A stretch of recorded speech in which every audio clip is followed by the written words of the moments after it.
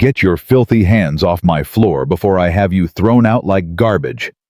Victoria Sterling's hand cracked across Marcus Thompson's face so hard his glasses flew off and shattered against the marble wall. The $50 frames he'd saved 3 months to buy, gone in 1 second of rage. Marcus didn't move. Didn't speak. Just stood there in his faded janitor uniform, mop still dripping blood trickling from his split lip. What Victoria didn't know, the quiet black man she just slapped held 3 patents worth $47 million. Patents that powered her entire company. Before you continue, comment below what city you're watching from. Let's see how far this story travels. The slap echoed through the empty executive floor like a thunderclap. Marcus Thompson felt the sting spread across his left cheek, hot and sharp. His glasses hit the wall, the cheap plastic frames cracking on impact. For a moment, everything went silent, just the soft drip of his mop water pooling on the marble floor. Victoria Sterling stood over him, her designer dress soaked from the knee down, her face twisted with fury. "Do you have any idea what you've done?" she screamed. "This dress costs more than you make in a year." Marcus kept his eyes on the floor. 42 years old, and he'd learned long ago that looking a woman like Victoria Sterling in the eye only made things worse. "I put up a wet floor sign, ma'am," he said quietly. "It's right there by the elevator." "Are you talking back to me?" "No, ma'am. Just explaining." "You don't explain anything to me." Victoria stepped closer, her Louboutin heels clicking against the wet marble. "You're a janitor. You clean up messes. That's all you are. That's all you'll ever be." Marcus said nothing. He thought about Destiny, his 8-year-old daughter probably already asleep at Mrs. Robinson's apartment. He thought about the rent due in 6 days. He thought about the medical bills still piling up 18 months after Sarah died. He needed this job, so he stayed silent. "Look at me when I'm speaking to you," Victoria demanded. Marcus raised his eyes slowly. Victoria Sterling was everything he wasn't. White, wealthy, powerful. Her father had built Sterling Industries from nothing, and when he died 3 years ago, she'd inherited the whole empire. 38 years old, never worked a real day in her life, and now she controlled the lives of 12,000 employees, including his. "I want you to apologize," Victoria said, her voice dropping to something cold and dangerous. "I'm sorry about your dress, ma'am." "That's not good enough." She grabbed his collar, yanking him forward. Marcus could smell the wine on her breath. Expensive wine, probably older than his daughter. "Get on your knees and clean my shoes." Marcus felt something crack inside him. Not break, just crack. A hairline fracture in the wall he'd built around his pride over the past 5 years. "Ma'am, Did I stutter?" Victoria's grip tightened. "Get on your knees." Marcus looked at her, really looked at her, and for just a moment he forgot about the rent, forgot about the bills, forgot about everything except the fact that he was a human being, standing in front of someone who saw him as less than dirt. "No," he said. The word hung in the air between them. Victoria's eyes widened. "What did you say?" "I said no, ma'am. I'll clean the floor. I'll work my shift. But I won't kneel down and clean your shoes like some kind of—" The second slap was harder than the first. This time, Marcus tasted blood. "You're fired," Victoria hissed. "Get out of my building." Marcus touched his lip, looked at the blood on his fingers. Something shifted in his chest. Not anger exactly. Something quieter. Something that had been sleeping for a long time. "You can't fire me for refusing to—" "I can do whatever I want. This is my company. My building, my floor." Victoria pulled out her phone. "Security, I need someone removed from the 40th floor. Immediately." Marcus bent down slowly, picking up the broken pieces of his glasses. His hands were steady. His heart was not. "I have a daughter," he said quietly. 8 years old. Her mother died a year and a half ago. This job is all I have." Victoria laughed. actually laughed. "That's not my problem, is it? Maybe you should have thought about your daughter before you talked back to me." The elevator dinged. Two security guards stepped out. Derek Chen, the head of security, and a younger guard Marcus didn't recognize. "This man needs to be escorted out," Victoria said, not even looking at them. "He assaulted me." Marcus's head snapped up. "What I never—" "He grabbed my arm and threatened me," Victoria continued smoothly. "I want him banned from the premises. Permanently." Derek hesitated. He'd known Marcus for 3 years. Good man, hard worker, never caused trouble. "Ms. Sterling, I was watching the cameras. I didn't see—" "Are you questioning me, Derek?" Derek's jaw tightened. He had a wife, 2 kids, a mortgage. He'd seen what happened to people who questioned Victoria Sterling. "No, ma'am," he said finally. "Come on, Marcus, let's go." Marcus felt Derek's hand on his arm, firm but not rough. A small kindness in a moment of cruelty. "My things," Marcus said. "My locker." "We'll send them to you," Derek said quietly. "I'm sorry, man. I really am." As they walked toward the elevator, Marcus turned back one last time. Victoria was already on her phone, probably calling someone to clean up the water she'd slipped in. She didn't even glance his way. He was invisible again, just like always. The night air hit Marcus like a wall when he stepped outside. November in Chicago, cold enough to see your breath, cold enough to make your bones ache. He had no coat. It was still in his locker, along with his wallet, his keys, his phone. Derek had promised to bring them out, but that could take an hour, maybe more. Marcus sat down on the concrete steps of Sterling Industries, the cold seeping through his thin janitor uniform. Above him, the building rose 40 stories into the night sky, its glass windows glittering with light.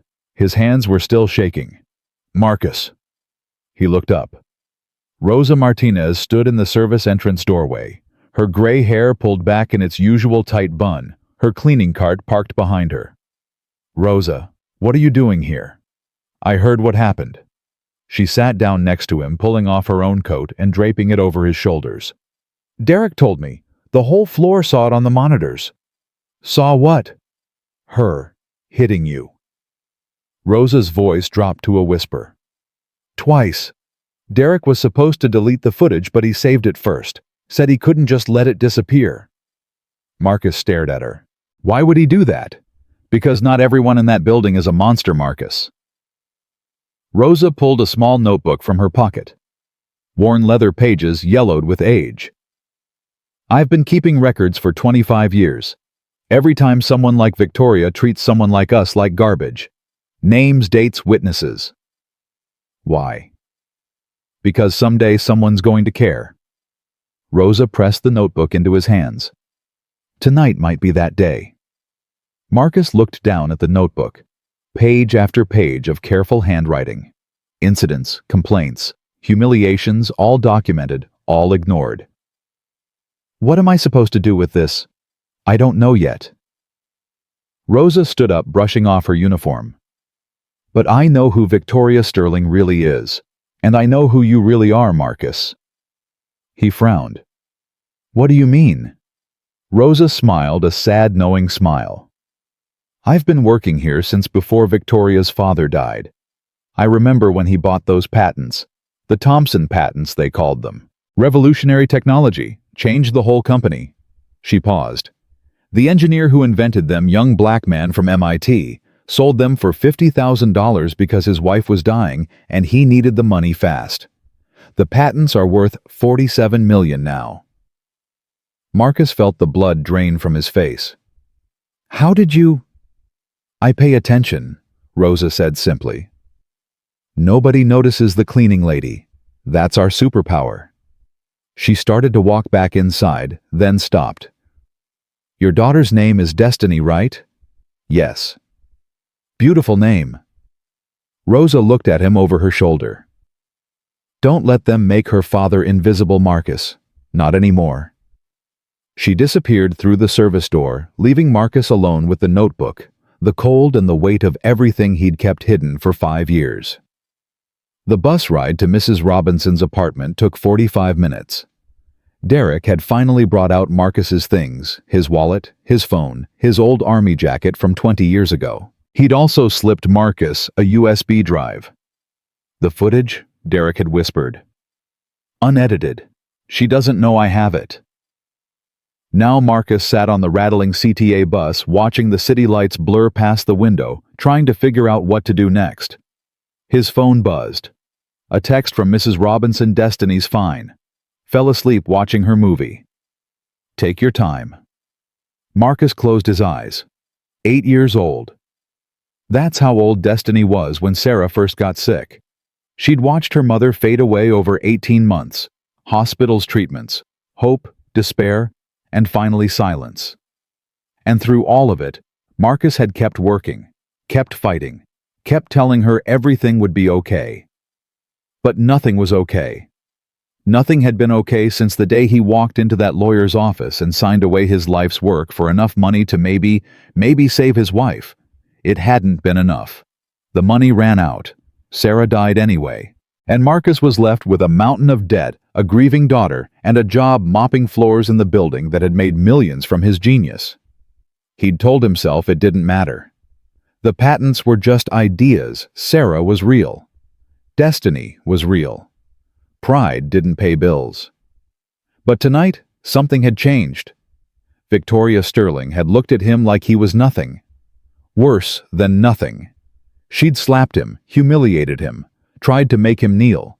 And the whole time she had no idea that every dollar she'd ever earned came from his mind, his work, his sleepless nights in a cramped MIT lab 20 years ago. The bus stopped at his corner. Marcus stepped off into the cold. Rosa's notebook in one pocket, Derek's USB drive in the other. For 5 years he'd been invisible. Maybe it was time to change that. Mrs. Robinson answered the door in her bathrobe, her white hair in curlers, her eyes soft with concern. "Marcus, honey, what happened? You look like you've seen a ghost." "Long night," he said, forcing a smile. "Destiny asleep. Out like a light. That child could sleep through a hurricane." Mrs. Robinson peered at his face, her expression sharpening. "Is that blood on your lip?" Marcus touched his mouth, wincing. "It's nothing." "That's not nothing. Come inside, let me clean that up. I should get Destiny home. That child is warm and comfortable in my guest room. You're going to sit down, let me fix that lip and tell me what happened." Mrs. Robinson's voice left no room for argument. She was 73 years old and had raised 6 children of her own. She knew trouble when she saw it. Marcus let her lead him to the kitchen table. Let her dab antiseptic on his split lip, let her press a bag of frozen peas to his swelling cheek. And slowly, haltingly, he told her everything. The wet floor, Victoria's rage, the slaps, the lies, getting fired. When he finished, Mrs. Robinson was silent for a long moment. "What are you going to do?" she finally asked. "I don't know. Find another job, I guess. Something that pays enough to—" "That's not what I'm asking." Mrs. Robinson set down the frozen peas and looked at him. Really looked at him the way she had when Sarah was dying and Marcus was falling apart. "That woman assaulted you. In front of witnesses. On camera. What are you going to do about it?" Marcus shook his head. "She's a billionaire, Mrs. Robinson. I'm a janitor." "You're a father," Mrs. Robinson corrected firmly. "You're a man. And from what Rosa told me last month, you're a hell of a lot more than a janitor." Marcus went still. "Rosa told you." "We talk. Old ladies gossip. It's what we do." Mrs. Robinson reached across the table and took his hands in hers. Her skin was paper thin, spotted with age, but her grip was strong. "Marcus, I've known you for 3 years. I watched you work double shifts while Sarah was in hospice. I watched you hold that little girl together when her whole world fell apart. I've never seen you feel sorry for yourself, never seen you give up." She squeezed his hands tighter. "Don't give up now. Not when you finally have a chance to fight back." Marcus stared at their joined hands. His were rough, calloused from years of manual labor. Hands that had once designed revolutionary technology. hands that now pushed mops and emptied trash cans. "I'm scared," he admitted quietly. "Not for me, for Destiny. If I fight this and lose, we lose everything." "And if you don't fight?" Mrs. Robinson's voice was gentle but firm. "What does Destiny learn then? That her father can be slapped and humiliated and thrown away, and all he does is take it." The words hit Marcus like a punch to the gut. He thought about Destiny's face when she'd asked him 2 weeks ago why he always looked so tired. He'd told her it was just work. But the truth was heavier than that. The truth was that every day he walked into a building that had stolen his future cleaned floors for people who would never know his name, and came home with just enough energy to pretend everything was fine. "I don't know how to fight someone like her," he said. Mrs. Robinson smiled. "You don't have to do it alone. Rosa's been collecting evidence for 25 years. That security guard saved the footage. And you have something Victoria Sterling will never have." "What's that?" "The truth." Mrs. Robinson released his hands and stood up, shuffling toward the hallway. "Now go get some sleep. Your daughter needs her father rested and ready to fight." Marcus sat alone in the kitchen for a long time after she left Rosa's notebook open in front of him. Page after page of injustice. Page after page of silence. Not anymore. At 6 in the morning, Marcus crept into Mrs. Robinson's guest room. Destiny was curled up in the small bed, her braids spread across the pillow. Her favorite stuffed bear, Mr. Whiskers, clutched against her chest. He sat on the edge of the bed watching her sleep. She looked so much like Sarah. The same nose, the same curve of her cheek, the same way her lips parted slightly when she dreamed. "Hey, baby girl," he whispered. "Wake up." Destiny's eyes fluttered open. For a moment she looked confused. Then she saw his face and bolted upright. "Daddy, what happened to your lip?" Marcus touched the cut which had scabbed over during the night. "Just a little accident at work. Nothing to worry about." Destiny wasn't buying it. She scrambled across the bed and wrapped her arms around his neck, holding on tight. "You're lying," she said into his shoulder. "You always touch your ear when you lie." Despite everything, Marcus felt himself smile. Sarah used to say the same thing. "You're too smart for your own good. You know that." Mommy said that's the best kind of smart. Destiny pulled back her dark eyes, searching his face. "Did someone hurt you?" Marcus hesitated. He'd spent so long protecting Destiny from the ugliness of the world. She'd already lost so much: her mother, her home, her sense of safety. How could he tell her that her father had been slapped by his boss and thrown out on the street? But then he remembered Mrs. Robinson's words. "What does Destiny learn if all you do is take it?" "Yes," he said finally. "Someone hurt me. Someone who thinks she's better than everyone else." Destiny's face hardened, an expression that looked remarkably like Sarah when she was angry. "Who?" "My boss. The CEO of the company where I worked." Marcus took a deep breath. "She hit me, Destiny. And she fired me for not letting her treat me like I was worthless." "But you're not worthless." Destiny's voice was fierce. "You're the best daddy in the whole world." Marcus felt tears prick at his eyes. "Thank you, baby girl." "What are you going to do?" It was the same question Mrs. Robinson had asked. The same question Rosa's notebook asked on every page. The same question Marcus had been running from for 5 years. He looked at his daughter, this beautiful, brave little girl, who had lost her mother and kept going, who had watched her father struggle and never complained, who still believed he could do anything. He couldn't let her down. "I'm going to fight," he said. Destiny nodded solemnly, as if this was exactly what she expected to hear. "Good," she said. "Mommy always said you were the smartest person she ever met.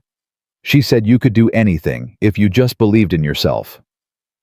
Marcus pulled her close, breathing in the smell of her hair. Strawberry shampoo and something uniquely Destiny. "When did you get so wise?" he murmured. "Mrs. Robinson lets me watch a lot of talk shows," Destiny said matter-of-factly. Oprah is very inspirational. Marcus laughed, really laughed for the first time in months. It felt good. It felt like waking up. Okay, he said, standing up and lifting Destiny onto his hip like he used to when she was smaller. Here's the plan. We're going to go home, get cleaned up, and make some phone calls. Phone calls to who? To some people who might be able to help us fight back. Destiny grinned. Can I help? Always, baby girl. Marcus kissed her forehead. Always. The apartment was small. 2 bedrooms, 1 bathroom, a kitchen, barely big enough for a table. But it was theirs, and for now, it was home. Marcus sat at the kitchen table, Rose's notebook spread open in front of him, Derek's USB drive plugged into his ancient laptop. Destiny sat across from him doing her homework with the intense concentration she brought to everything. The footage was worse than he remembered. There was Victoria stumbling out of the elevator, clearly drunk. There was Marcus mopping the floor, the wet floor sign clearly visible behind him. There was the moment she slipped her dress, getting soaked, her face twisting with rage. And then the first slap. The demand that he kneel. His refusal.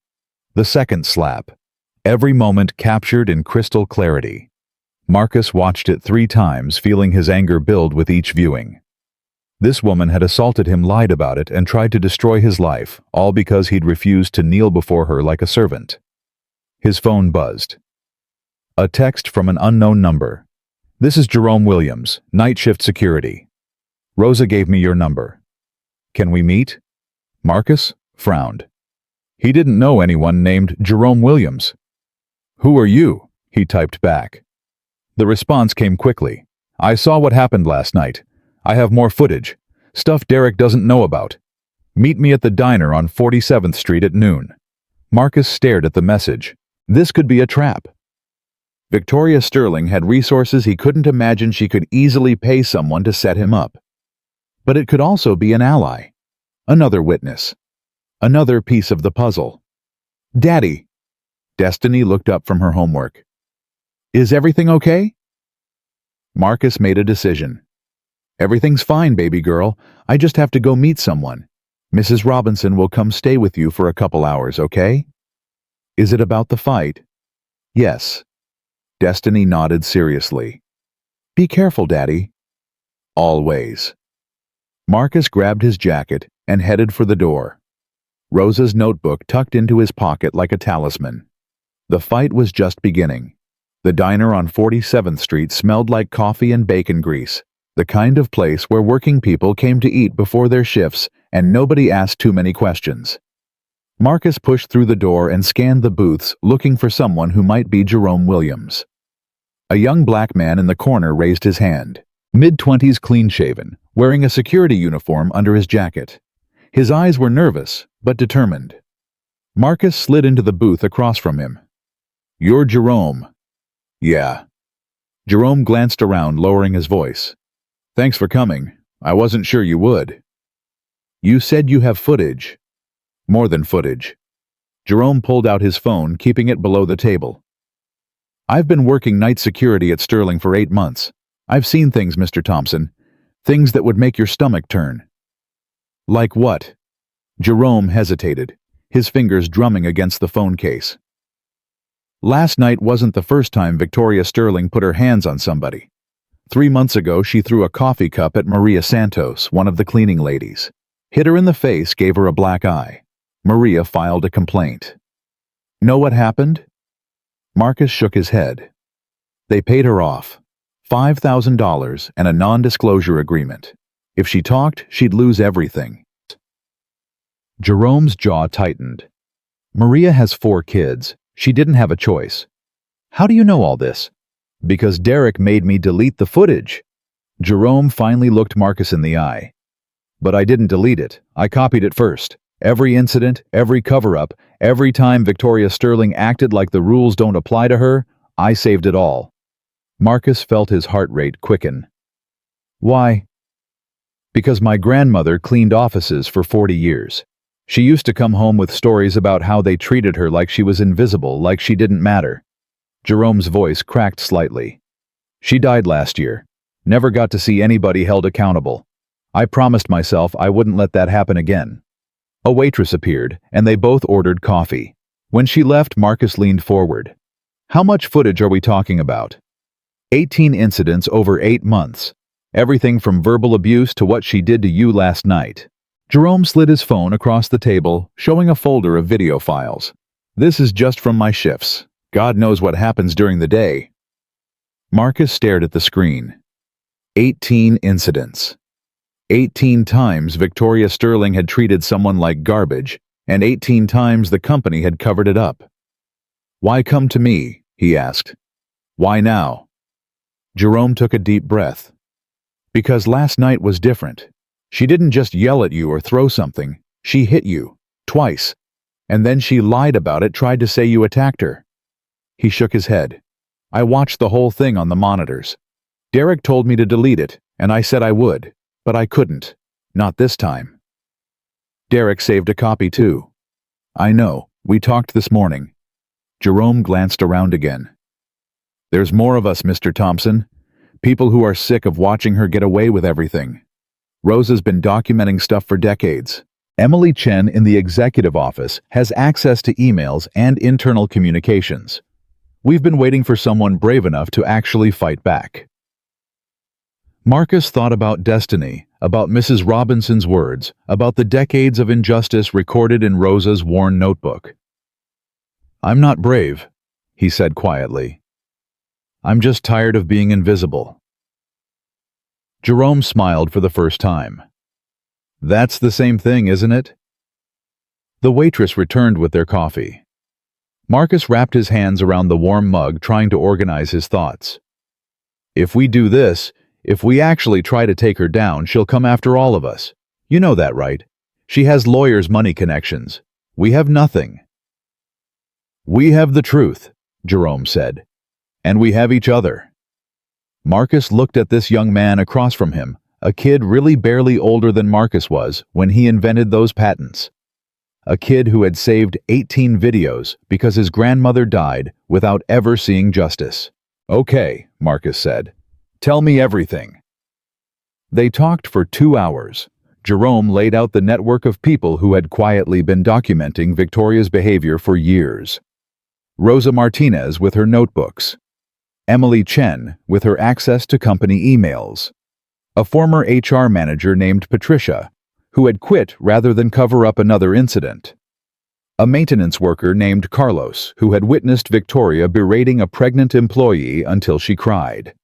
Each person had a piece of the puzzle. Each person had stayed silent out of fear. What changed? Marcus asked. Why are people willing to talk now? Jerome set down his coffee cup. You did. What do you mean? You stood up to her. You said no. Jerome's eyes were intense. Do you know how rare that is? Most people just take it. They bow their heads, they apologize, they let her treat them like dirt because they're scared of losing their jobs. But you looked her in the eye and refused to kneel. Marcus remembered the moment. Victoria's hand on his collar. Her breath hot with wine, demanding he get on his knees. I wasn't trying to be brave, he said. I just couldn't do it. I have a daughter. She looks up to me. I couldn't go home and face her knowing I'd gotten on my knees for someone who sees me as less than human. That's exactly why people are willing to fight now, because you showed them it's possible. They agreed to meet again that evening at Rosa's apartment. Jerome would bring the footage. Marcus would bring Rosa's notebooks, and they would start building their case. As Marcus stood to leave, Jerome grabbed his arm. Mr. Thompson, there's something else you should know. What? Jerome's expression was troubled. Victoria knows she's in trouble. Derek told me she spent all morning on the phone with her lawyers. They're preparing a counter-story saying you've been stalking her, that you're mentally unstable, that you have a history of violence. Marcus felt his stomach drop. That's not true. None of that is true. I know. But truth doesn't matter when you have money and connections. Jerome released his arm. Be careful. She's going to come after you with everything she has. Marcus walked out of the diner into the gray November afternoon, Jerome's warning echoing in his head. Victoria Sterling wasn't just going to let this go. She was going to fight back. and she had a lot more weapons than he did. His phone buzzed. A text from an unknown number different from Jerome's. "Mr. Thompson, this is Emily Chen from Sterling Industries. Rosa gave me your contact. I have information you need to see. Can you meet me tonight?" Before he could respond, another text came through. "Victoria is planning something big. Please hurry." Marcus stared at the screen.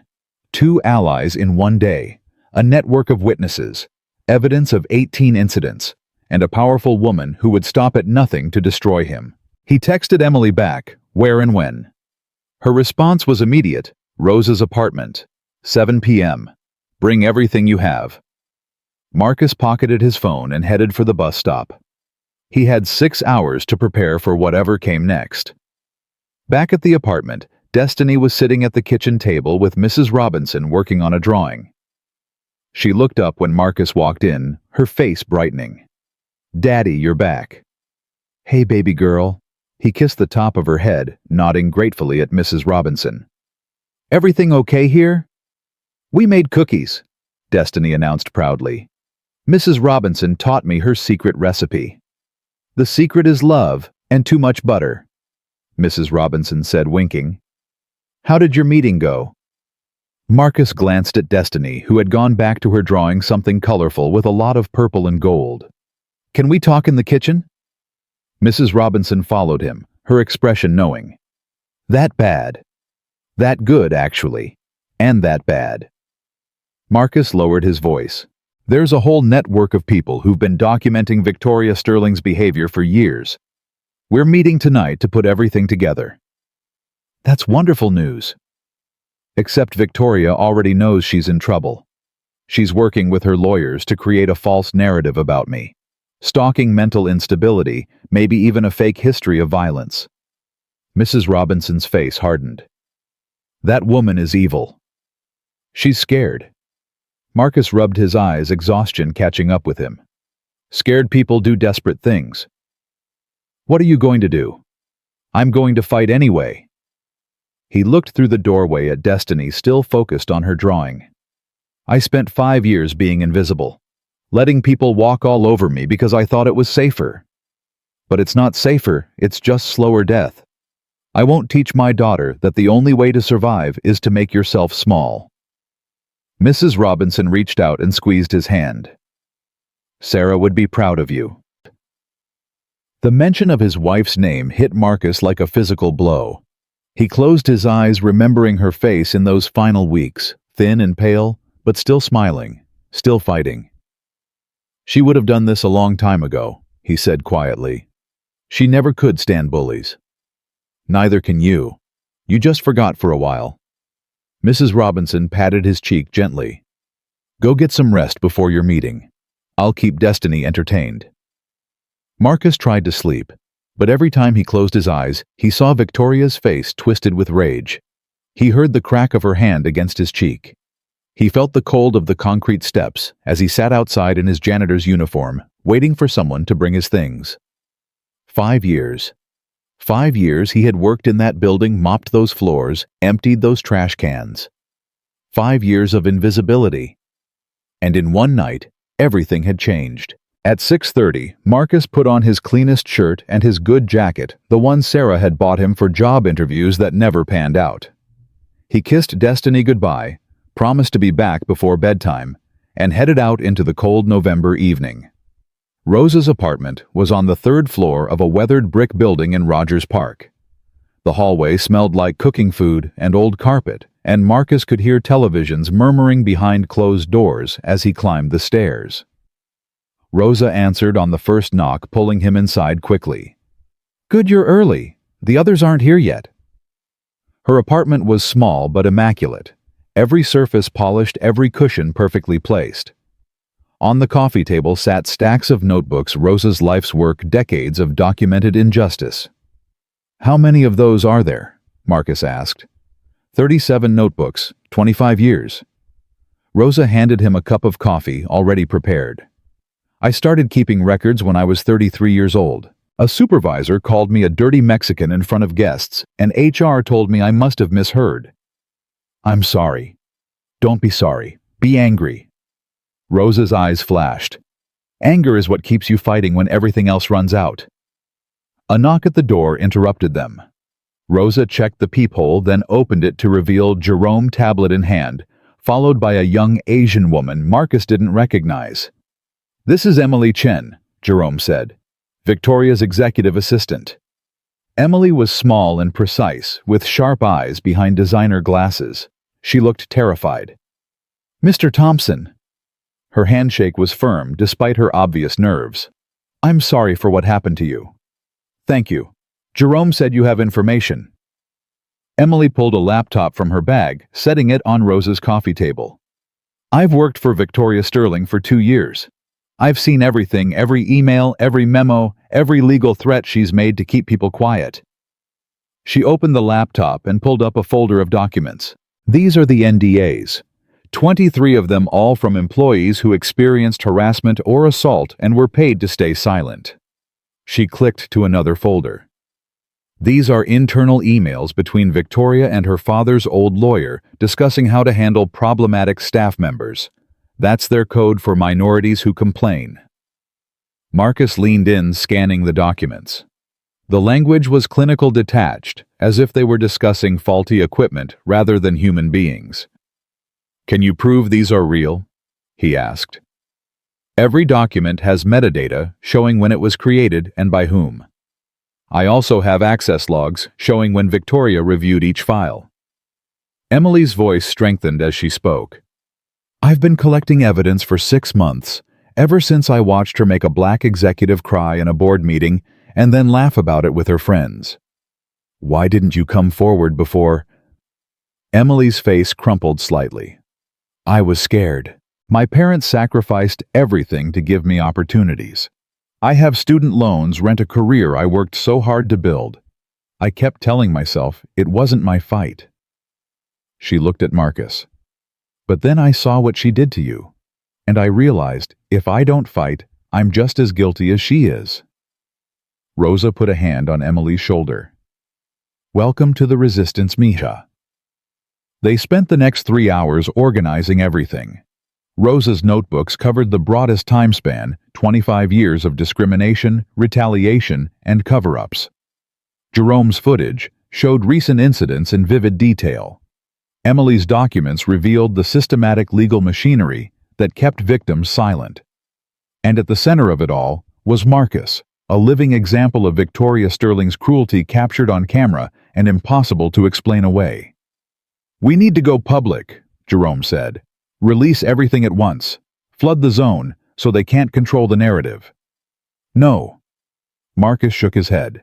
"If we just dump this online, they'll say it's doctored. They'll attack our credibility, dig into our backgrounds, make us look like disgruntled employees with axes to grind." "Then what do you suggest?"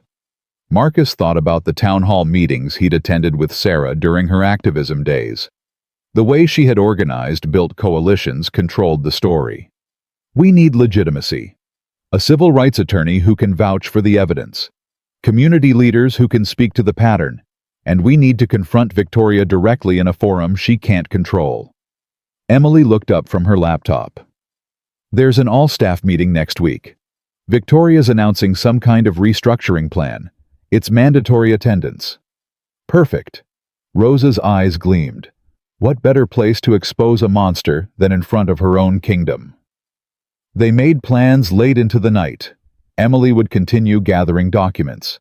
Jerome would compile the footage into a chronological timeline. Rosa would reach out to former employees willing to testify. And Marcus would find a lawyer. "I might know someone," he said as they were wrapping up. "My wife's college roommate. She's a civil rights attorney now. Denise Washington." "I've heard of her," Emily said, impressed. "She won that big discrimination case against the hotel chain last year." "That's her."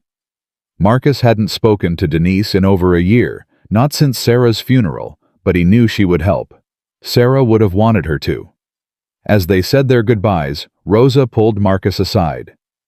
"There's something I didn't tell you earlier, about Victoria's father." "What about him?" Rosa's expression was complicated anger mixed with something like sadness. "James Sterling wasn't always like his daughter. When he first started the company, he actually cared about the workers, paid fair wages, promoted from within, treated people with respect. What changed? He got sick, cancer same as your wife, spent his last 2 years in and out of hospitals, while Victoria took over more and more of the business. Rosa shook her head. I think he knew what she was becoming. He tried to put checks in the corporate charter protections for workers' anti-discrimination clauses, but Victoria's lawyers have been finding ways around them ever since he died. Why are you telling me this? Because James Sterling put something in the investor agreement, a clause that allows the CEO to be removed if there's documented evidence of civil rights violations. Rosa's eyes met his. Victoria buried it deep, hoping no one would ever find it. But Emily did. Marcus felt his pulse quicken. Are you saying? I'm saying we might not just be able to expose her, we might be able to take her down completely. The walk home was cold, but Marcus barely felt it. His mind was racing with possibilities. A network of witnesses, decades of documentation, a legal clause that could strip Victoria of her power, and at the center of it all, 3 patents worth $47 million. Patents that Marcus had created, that Victoria's company had built an empire on, that had paid for every floor he'd mopped and every humiliation he'd endured. When he got back to the apartment, Destiny was already asleep, but she'd left something on his pillow. A drawing of 2 figures, a tall man and a small girl, holding hands under a yellow sun. At the bottom, in careful crayon letters, she'd written, "My Daddy the Hero."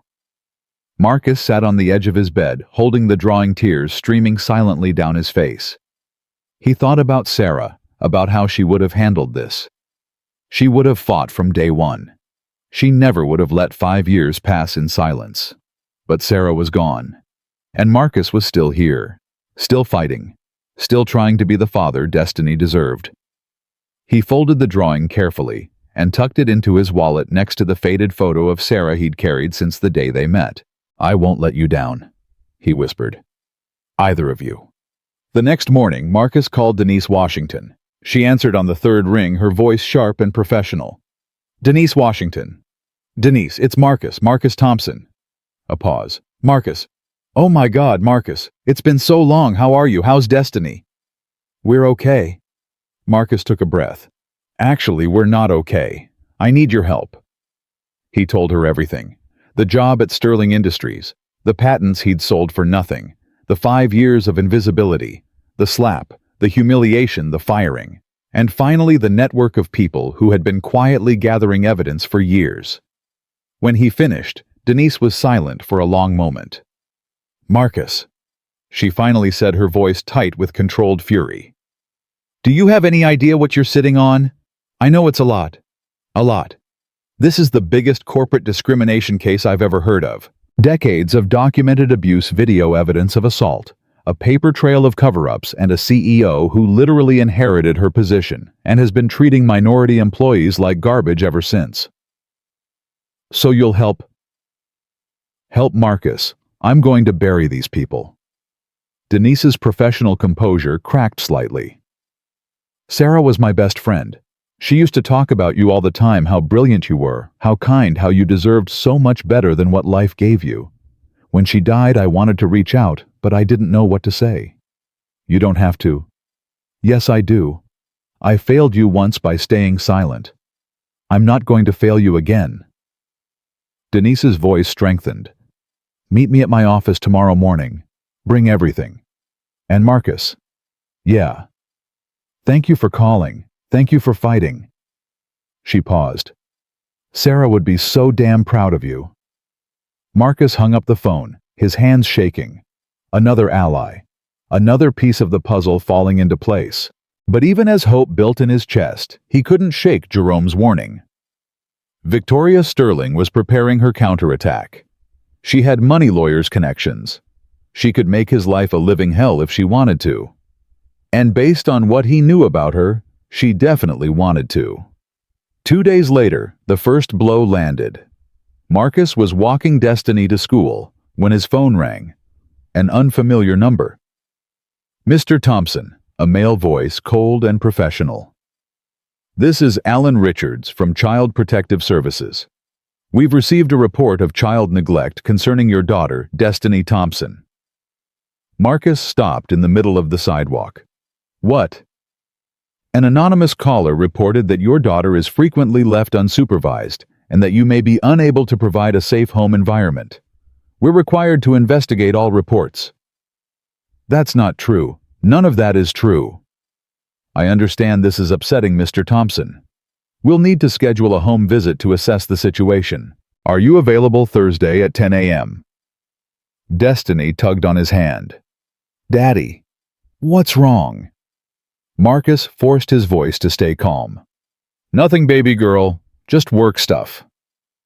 He scheduled the visit, hung up, and felt his whole body go cold. Victoria Sterling wasn't just fighting back. She was going for the one thing that mattered most to him: his daughter. Marcus dropped Destiny at school, forcing himself to smile, to hug her tight, to promise her everything was fine. Then he walked around the corner, leaned against a brick wall, and called Denise. She's coming after my daughter, he said, his voice breaking. She called CPS, claimed I'm neglecting Destiny. Denise cursed under her breath. That vindictive monster. Don't worry, Marcus, we'll handle this. CPS investigations are routine. As long as your home is safe and Destiny is healthy, they'll close the case. But what if they don't? What if she keeps making calls? What if she pays someone to lie? Then we document everything and add it to our lawsuit. Retaliatory harassment, abuse of government services, intimidation of a witness. Every dirty trick she pulls makes our case stronger. My daughter isn't a case, Denise. She's my whole world. I know, and we're going to protect her. Denise's voice softened.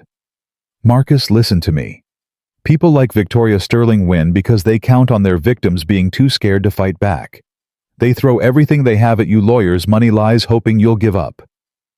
And if you don't, they lose. It's that simple. Denise paused. Are you still willing to fight? Marcus thought about Destiny's drawing folded carefully in his wallet. My daddy the hero. Yeah, he said. I'm still willing to fight. The CPS visit came Thursday morning exactly as scheduled.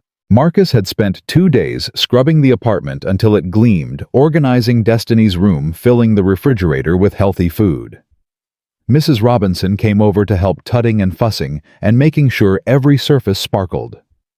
The caseworker was a tired-looking woman named Sandra, who walked through the apartment with a clipboard checking boxes, asking questions. Destiny sat on the couch with Mr. Whiskers watching with wide eyes.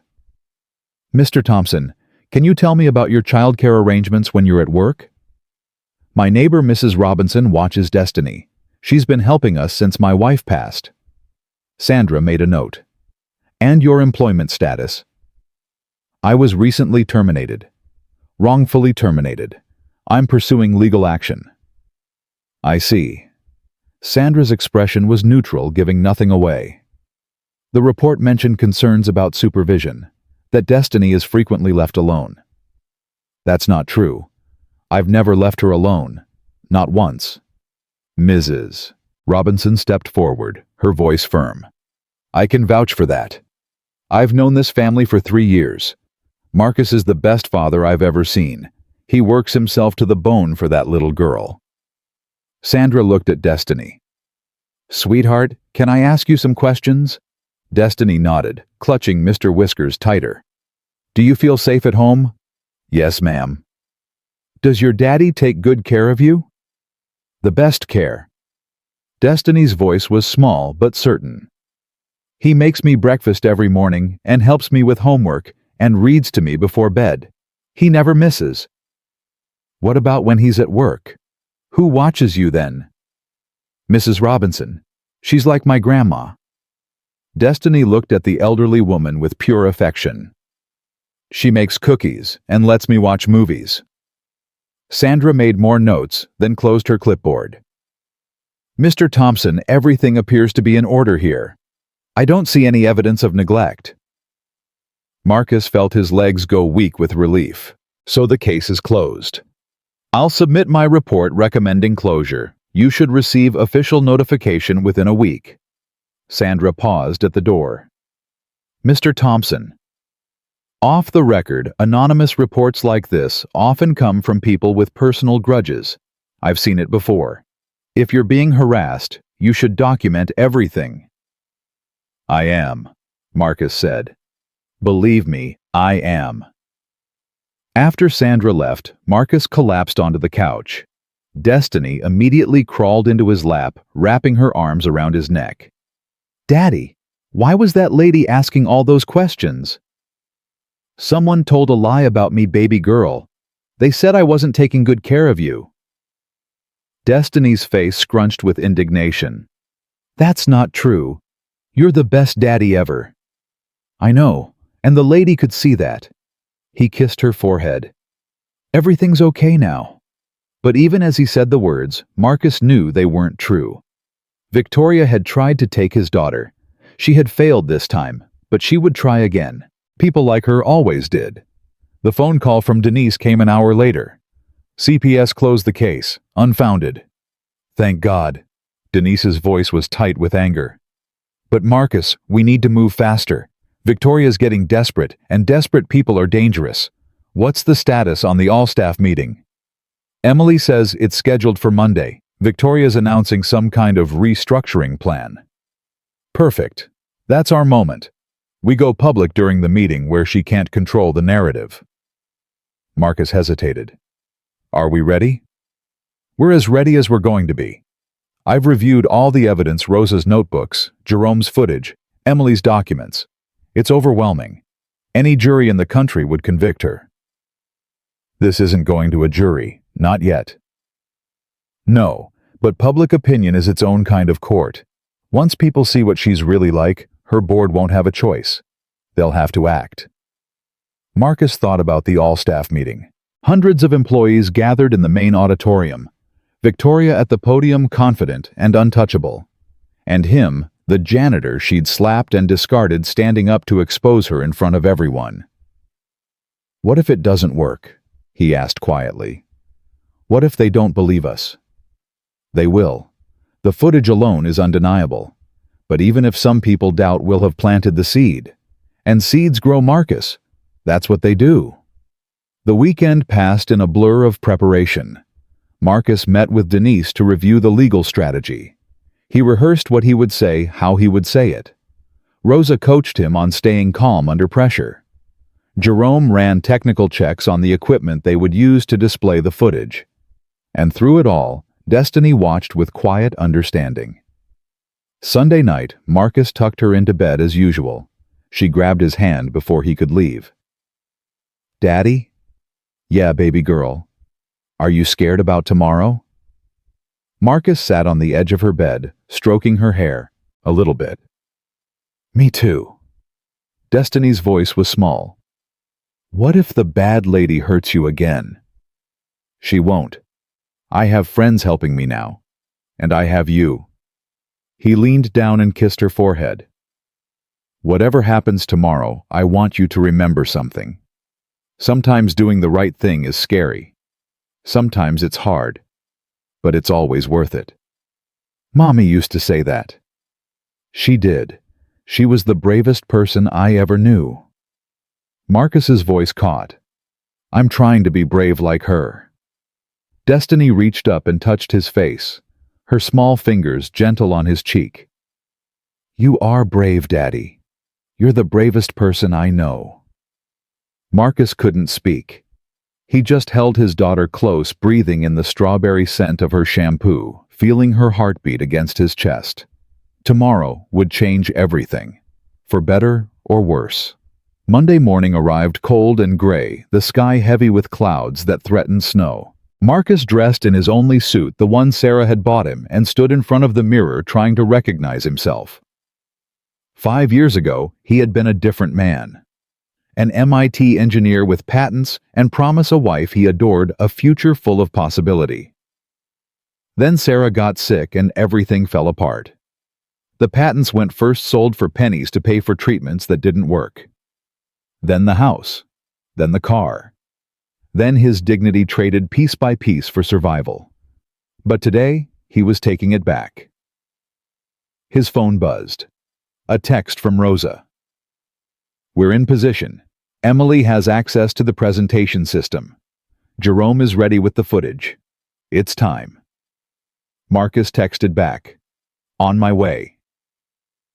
Mrs. Robinson met him at the door, Destiny holding her hand. "You be careful," Mrs. Robinson said, her eyes fierce. "And you come back to this little girl." "I will." Destiny broke free and ran to him, hugging his legs tight. "Good luck, Daddy. I love you." "I love you too, baby girl. More than anything in the world." He walked out into the cold morning, Rosa's worn notebook in his jacket pocket, Derek's USB drive in the other. The weight of them felt significant, decades of injustice finally about to see the light. The Sterling Industries building loomed ahead, its glass facade gleaming against the gray sky.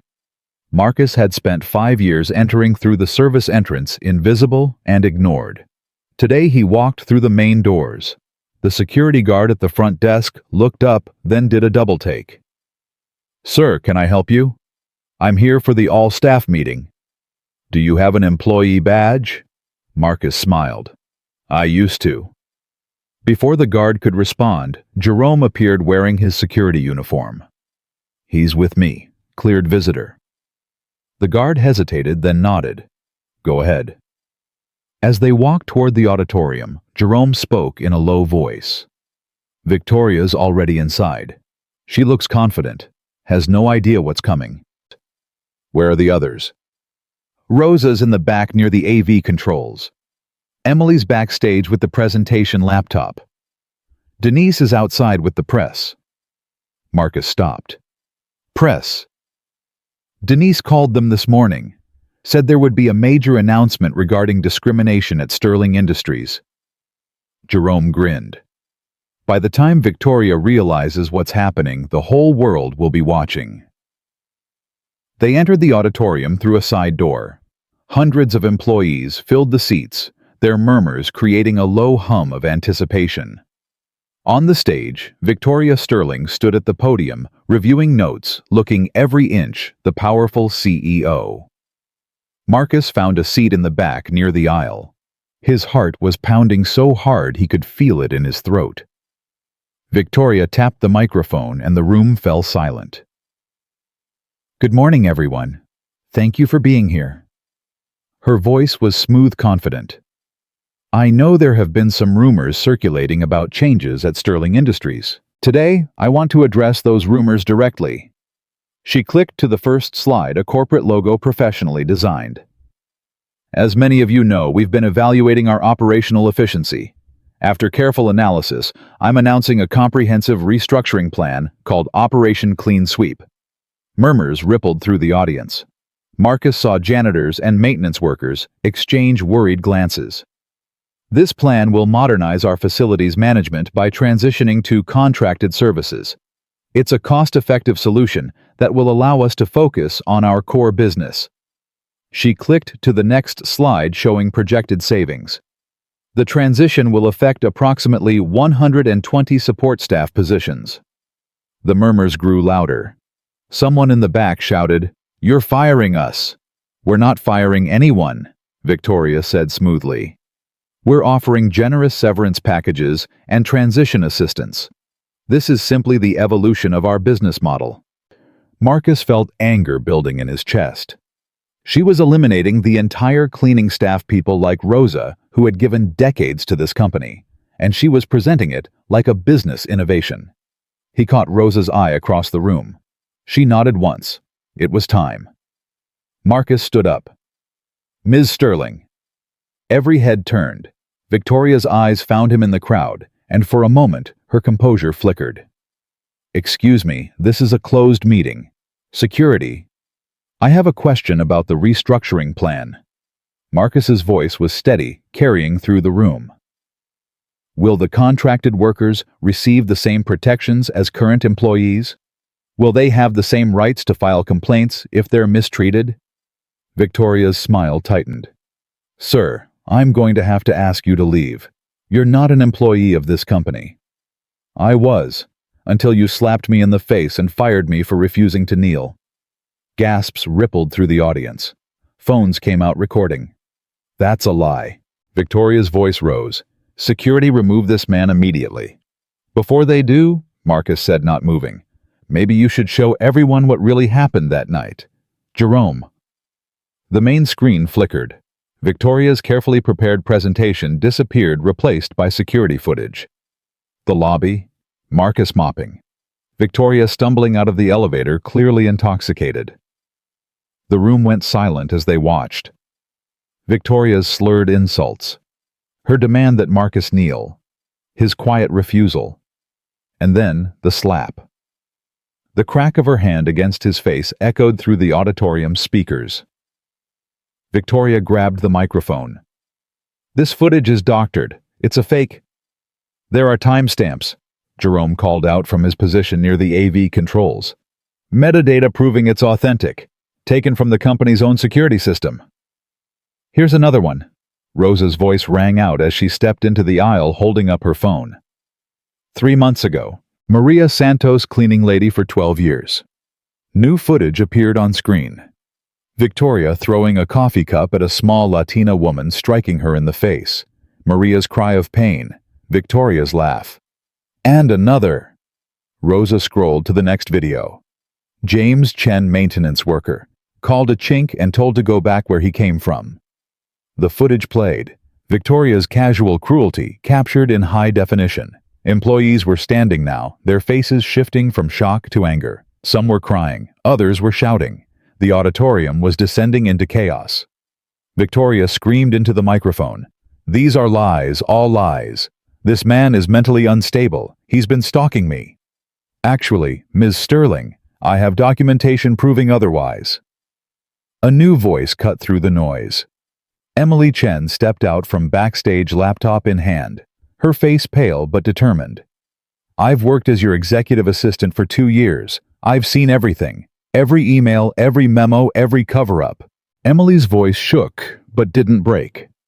"I have 23 non-disclosure agreements from employees you harassed and paid to stay silent. I have internal communications discussing how to handle problematic staff members. I have records of the legal fees you've spent burying complaints." She connected her laptop to the display system. Documents began scrolling across the screen. NDAs, emails, settlement agreements. A paper trail of systematic abuse. Victoria's face went white. "Emily, what are you doing? I'll destroy you. I'll make sure you never work again." That's what you told Maria Santos, and James Chen, and everyone else who tried to speak up. Emily's voice strengthened. "But I'm done being scared of you." Marcus stepped into the aisle, walking toward the stage. "You've spent years making people feel worthless, invisible. You hit me because you couldn't stand that I wouldn't kneel. You tried to take my daughter because I wouldn't stay quiet." "Your daughter?" Victoria laughed high and desperate. "I don't know what you're talking about." "The anonymous CPS report. Filed 2 days after you fired me." Marcus was close to the stage now, close enough to see the fear in her eyes. "Claiming I neglect my child, the same child who lost her mother to cancer 18 months ago." The murmurs in the audience turned to angry shouts. Parents who understood, workers who had been threatened, people who recognized the tactics of a bully. "There's something else everyone should know." Marcus's voice dropped, but the microphone carried it clearly. 5 years ago, Victoria Sterling's father bought 3 patents from a desperate engineer. Patents that revolutionized this company's core technology. Patents worth $47 million. He paused, letting the weight of the moment build. He paid $50,000 for them. The engineer needed the money for his wife's cancer treatment. He didn't have time to negotiate. He just needed to save her. Victoria started to speak, but Marcus cut her off. "That engineer was me. The Thompson patents, the ones that power your most profitable division, I created them. Every dollar this company has made in the last 5 years came from my work. And for 5 years, I mopped your floors and emptied your trash and let you treat me like I was nothing." The room exploded, employees shouting, crying, demanding answers. security guards looked at each other uncertain what to do. On stage, Victoria stood frozen, her carefully constructed world crumbling around her. Marcus climbed the steps to the stage, standing face to face with the woman who had slapped him, humiliated him, tried to destroy him. "You called me worthless," he said quietly, so only she could hear. "You said I was just a janitor. That's all I'd ever be." He straightened his tie, Sarah's tie, the one she'd bought him for a better future. "You were wrong." The auditorium doors burst open. Denise Washington strode in, flanked by camera crews and reporters. Behind her came uniformed police officers. "Victoria Sterling." Denise's voice was clear and commanding. "I'm here on behalf of my client Marcus Thompson and the dozens of employees you've harassed, assaulted, and intimidated over the past decade." Victoria stumbled backward. "You can't do this. This is my company. My father built this." "Your father also put a civil rights clause in the corporate charter," Denise interrupted. "Article 7, Section 12. It allows for the removal of any executive found complicit in discriminatory practices. Emily found it buried in the legal archives." She held up a document. "I've already filed an emergency petition with the board. Given the evidence presented today, which is now being broadcast live, by the way, I expect they'll be scheduling a vote very soon." Victoria's head whipped toward the camera crews. Her face went from white to red to something close to purple. "You can't broadcast this. I'll sue every one of you." "Actually, the building is private property owned by Sterling Industries shareholders," Denise said calmly. "And the shareholders have been notified. Several of them are watching right now, including your father's old partners who never approved of how you've been running things." As if on cue, Victoria's phone began buzzing, then ringing, then buzzing again. "That's probably the board," Denise said. "I'd answer if I were you." One of the police officers stepped forward. "Victoria Sterling, you're under arrest for assault and battery. You have the right to remain silent." "Assault on who?" "Marcus Thompson. The incident was captured on security footage that was submitted to the district attorney's office this morning." Victoria's lawyer, a sweaty man in an expensive suit who had materialized from somewhere, pushed forward. "This is outrageous. Ms. Sterling is a prominent businesswoman. You can't just arrest her in front of—" "We can and we are." The officer pulled out handcuffs. "Ma'am, please turn around." The click of the handcuffs was the loudest sound Marcus had ever heard. Victoria's wrists, always adorned with designer bracelets and expensive watches, now circled with cold steel. She turned to look at Marcus as they led her toward the door. Her face was twisted with rage and disbelief. "You think you've won?" she hissed. "This isn't over. My family will destroy you. We have lawyers' connections, money." "You have evidence against you," Marcus said quietly. 25 years of it." The officers led Victoria out of the auditorium. Cameras followed, capturing every step. Denise was already on the phone with someone, the board probably, or another media outlet. Marcus stood on the stage looking out at the crowd of employees. Some were cheering, others were crying. A few looked lost, uncertain what came next. Rosa made her way to the stage, her limp barely slowing her down. She took Marcus's hand and held it up like a boxing champion. 25 years, she said, her voice breaking. 25 years I waited for this day. Marcus felt tears on his cheeks. He hadn't even realized he was crying. Emily joined them on stage, then Jerome. The four of them stood together, a janitor, a cleaning lady, a security guard, and an executive assistant. The invisible people who had finally made themselves seen. In the back of the room, someone started clapping. Then another person. Then another. Soon the whole auditorium was on its feet, applauding, crying, releasing years of pent-up frustration and fear. Marcus thought about Destiny waiting at home with Mrs. Robinson. He thought about Sarah, who had fought every battle with fierce determination. He thought about his mother, who had cleaned offices her whole life and never complained. He pulled out his phone and texted Mrs. Robinson, Tell Destiny her daddy won. The response came immediately. She says she knew you would. Outside the building, snow had started to fall. Marcus watched through the auditorium windows as Victoria Sterling was loaded into a police car, cameras flashing, reporters shouting questions. Her perfect hair was coming undone. Her designer coat was wrinkled. She looked for the first time like exactly what she was, just a bully who had finally met someone who wouldn't back down.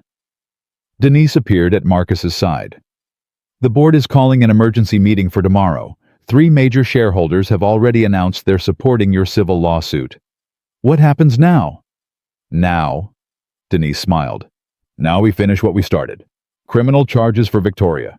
Civil suit for damages. And if everything goes well, a complete restructuring of how this company treats its workers.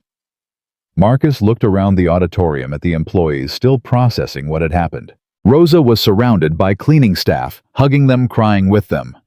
Jerome was showing his footage to a group of young security guards. Emily was being interviewed by a reporter, her voice steady and clear. What about the patents? Marcus asked.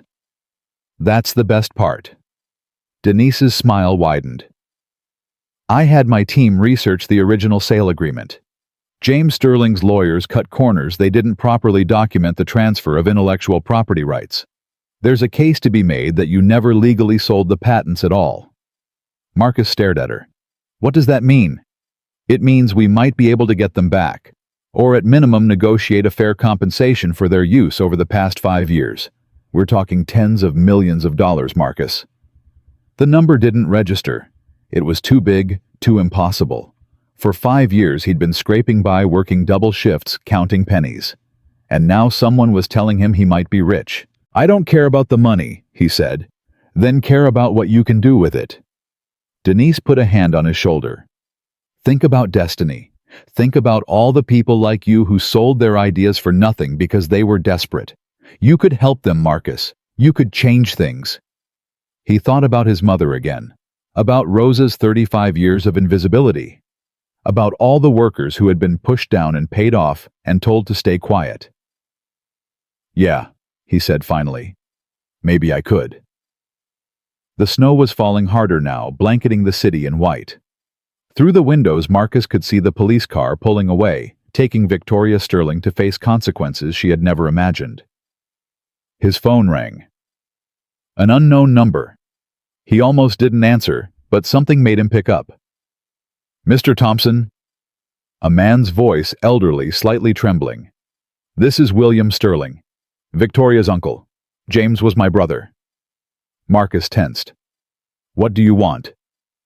I want to apologize. The old man's voice cracked. I watched that broadcast. I saw what my niece has become. I saw how she treated you and everyone else. A long pause. I also remember when James bought your patents. He talked about you, said you were brilliant, said he wished he could have paid you what they were worth. Why are you telling me this? Because my brother wasn't always a good man, but he tried to do the right thing at the end. The civil rights clause in the charter, that was his idea. He knew Victoria would be trouble. He tried to put safeguards in place. William Sterling sighed heavily. I should have done more. I should have stopped her years ago. I'm sorry. Marcus didn't know what to say. The apology felt genuine, but it came years too late. Thank you, he finally said, for calling. There's more. James left instructions in his will about the patents, instructions that Victoria buried. I'm going to make sure those instructions are followed. The old man's voice strengthened slightly. You're going to get what you deserve, Mr. Thompson. I'll make sure of it. The line went dead. Marcus lowered the phone, staring at it like it might explode. Who was that? Denise asked. Victoria's uncle.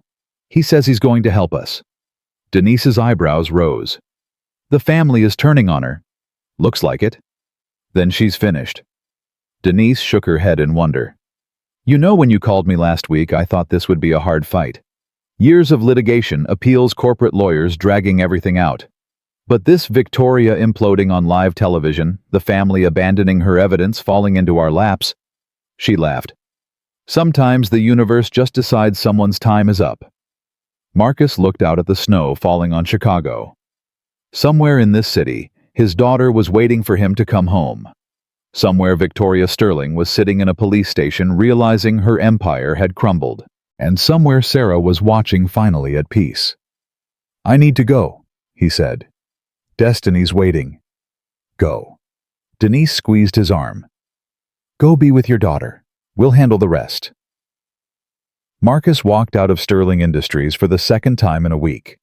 But this time, he walked through the front door with his head held high. This time, people moved out of his way with respect instead of contempt. This time, security guards nodded at him instead of escorting him out. The snow crunched under his feet as he headed for the bus stop. His suit was getting wet, but he didn't care. For the first time in 5 years, Marcus Thompson felt like himself again. Not a janitor, not a victim, not invisible. Just a father going home to his daughter. The bus ride home felt different. Marcus sat in the same cracked vinyl seat he'd occupied hundreds of times before, watching the same gray Chicago streets slide past the fogged windows. But everything had changed. His phone wouldn't stop buzzing messages from numbers he didn't recognize, news alerts with his name in the headlines, voicemails from reporters wanting interviews. He turned the phone off and closed his eyes. When he reached Mrs. Robinson's building, Destiny was already at the window, her face pressed against the glass. The moment she saw him, she disappeared, and by the time he reached the front door, she was barreling down the hallway toward him. "Daddy!" He caught her in his arms, lifting her off the ground, holding her so tight he could feel her heartbeat against his chest. "Mrs. Robinson showed me the news." Destiny said her words tumbling out in a rush. "She said you were on TV. She said the bad lady got arrested. She said you're a hero." "I'm not a hero, baby girl." "Yes, you are." Destiny pulled back to look at his face, her expression fierce. "You stood up to the bully. That's what heroes do." Marcus carried her inside where Mrs. Robinson was waiting with tears streaming down her weathered cheeks. "I watched the whole thing," she said, pulling him into a hug the moment he set Destiny down. "I've never been so proud of anyone in my entire life. I couldn't have done it without you, without everyone." "Nonsense. You did the hard part." Mrs. Robinson wiped her eyes with her apron. "Now sit down. I made soup, and you're going to eat every drop." They sat around Mrs. Robinson's small kitchen table, Marcus, Destiny, and the woman who had become their family when they had no one else. The soup was warm and salty, and for the first time in days, Marcus realized how hungry he was. "What happens now, Daddy?" Destiny asked, spooning noodles into her mouth. "A lot of meetings, a lot of paperwork." He reached over and wiped a drop of broth from her chin. "But the important part is over. The truth is out. Is the bad lady going to jail? Maybe. That's for the courts to decide." Destiny nodded solemnly, processing this with the gravity only a child could bring to adult problems. "Good. She deserves it for hitting you." After dinner, Marcus carried a sleepy Destiny back to their apartment, tucked her into bed, and sat in the darkness of the living room, finally allowing himself to feel the weight of what had happened. His phone sat on the coffee table, still off. He knew the moment he turned it on, the world would rush back in lawyers and reporters and decisions that would shape the rest of his life. But for now, in this quiet moment, he just wanted to breathe. Sarah's photo watched him from the bookshelf. He got up and took it in his hands, studying her smile, remembering the way she used to look at him when he talked about his inventions. "I did it," he whispered. "I finally did it." The photo didn't answer, but Marcus could almost feel her presence, warm and proud, filling the empty spaces of the apartment. He fell asleep on the couch, still holding the photo, and dreamed of nothing at all. The next morning came too fast. Marcus woke to pounding on his apartment door, disoriented and stiff from sleeping on the lumpy cushions. "Marcus, open up." He stumbled to the door and found Denise standing in the hallway, her briefcase in one hand, 2 cups of coffee in the other. "Get dressed. We have a board meeting in 2 hours." "Board meeting? I'm not on the board." "You're the star witness." Denise pushed past him into the apartment. The shareholders called an emergency session last night. They're voting on Victoria's removal today, and they want you there. Marcus rubbed his eyes. What about Destiny? I can't leave her alone. Mrs. Robinson is already on her way up. I called her from the car. Denise thrust a coffee into his hands. Drink this, shower, put on your good suit. We have work to do. 20 minutes later, Marcus was in Denise's car speeding toward downtown Chicago. His hair was still damp, his tie hastily knotted, but his mind was sharp. What should I expect? Hostility from some, support from others. Denise navigated through traffic with aggressive precision. Victoria still has allies on the board. People who benefited from her leadership, who looked the other way when she mistreated employees. They'll try to minimize what happened, paint it as an isolated incident. It wasn't isolated. We have 25 years of documentation. Exactly. That's why you're going to speak. Denise glanced at him. Tell them what you told everyone yesterday. Tell them about the patents about working in the building that made millions from your ideas. Tell them about Destiny and Sarah and what Victoria tried to do to your family. You want me to make them feel guilty? I want you to make them feel human. Denise's voice softened. Most of those people aren't monsters, Marcus. They're just scared. They've spent years protecting their positions, their bonuses, their comfortable lives. You need to remind them that being comfortable isn't the same as being right. The Sterling Industries boardroom was on the 42nd floor, higher than Marcus had ever been in the building. The walls were paneled in dark wood, the carpet thick enough to swallow footsteps. Around a massive table sat a dozen people in expensive suits, their faces a mixture of exhaustion and anxiety.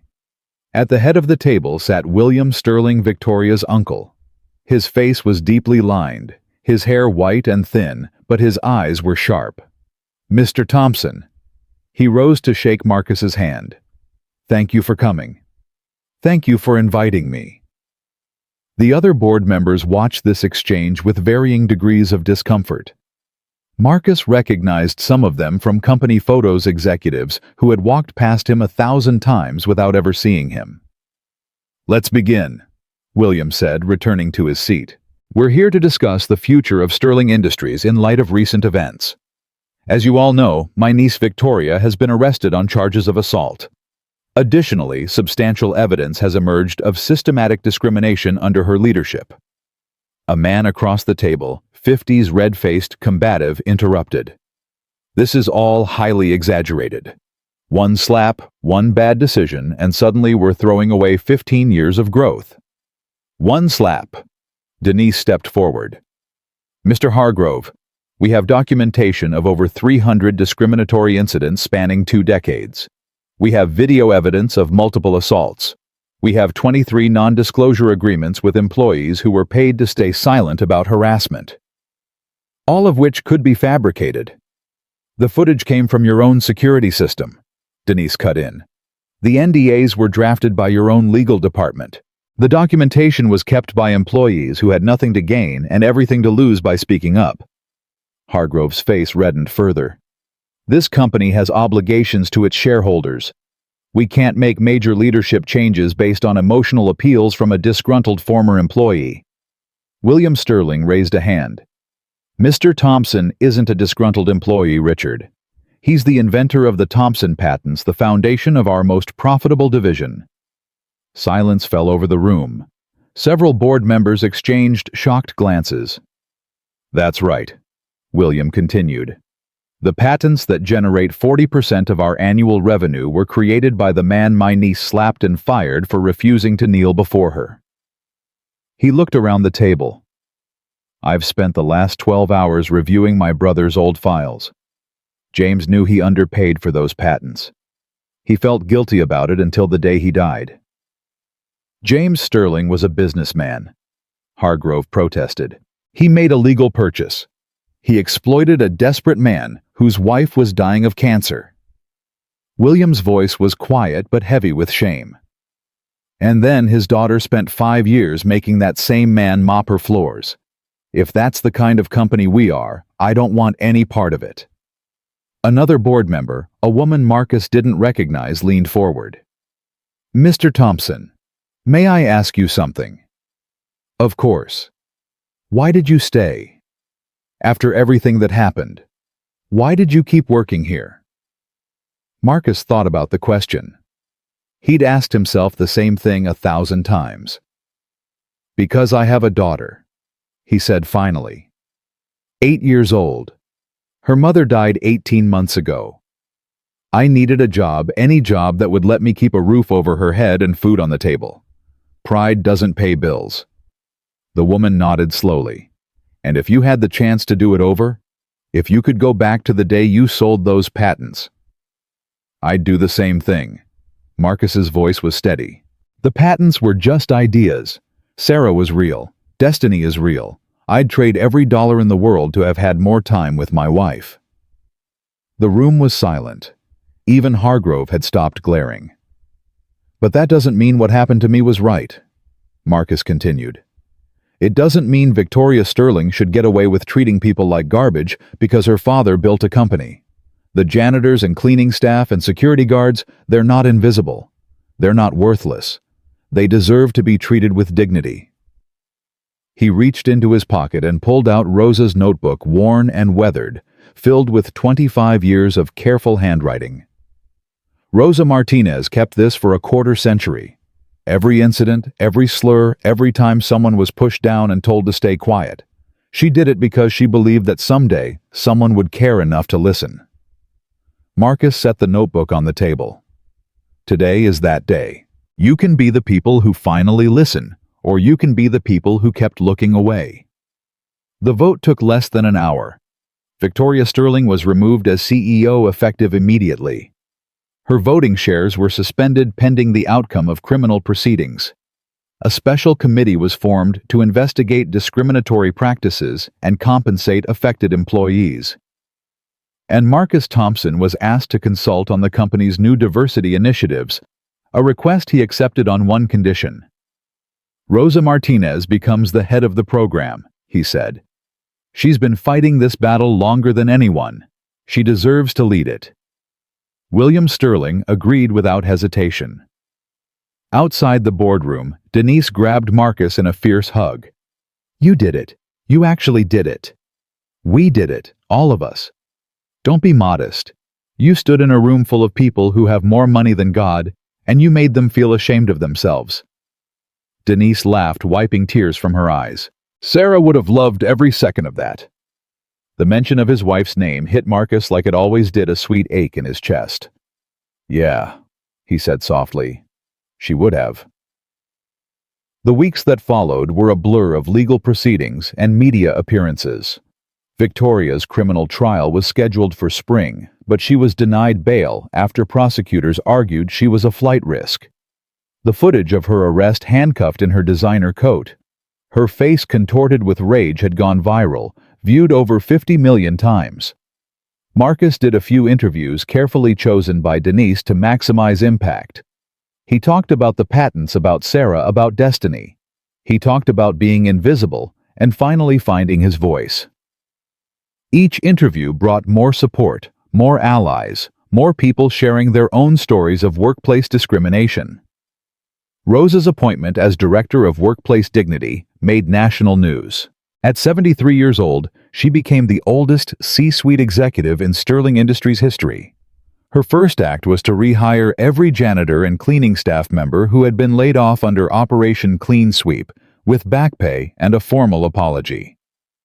This is just the beginning, she told Marcus over coffee one morning. We're going to change everything. Training programs, reporting systems, real consequences for bad behavior. No more sweeping things under the rug. You've been waiting a long time for this. 25 years. Rosa smiled, her weathered face softening. But you know what? It was worth every day. Emily Chen left Sterling Industries to start her own consulting firm, helping companies implement whistleblower protections. Jerome was promoted to head of security, with a mandate to protect employees from harassment instead of covering it up. And Marcus went home to his daughter. The settlement came through in February, 3 months after the all-staff meeting that had changed everything. Denise called him with the news while he was making Destiny's breakfast. Sit down, Marcus. I'm making pancakes. Just tell me. $27 million. Marcus dropped the spatula. Batter splattered across the stove. What?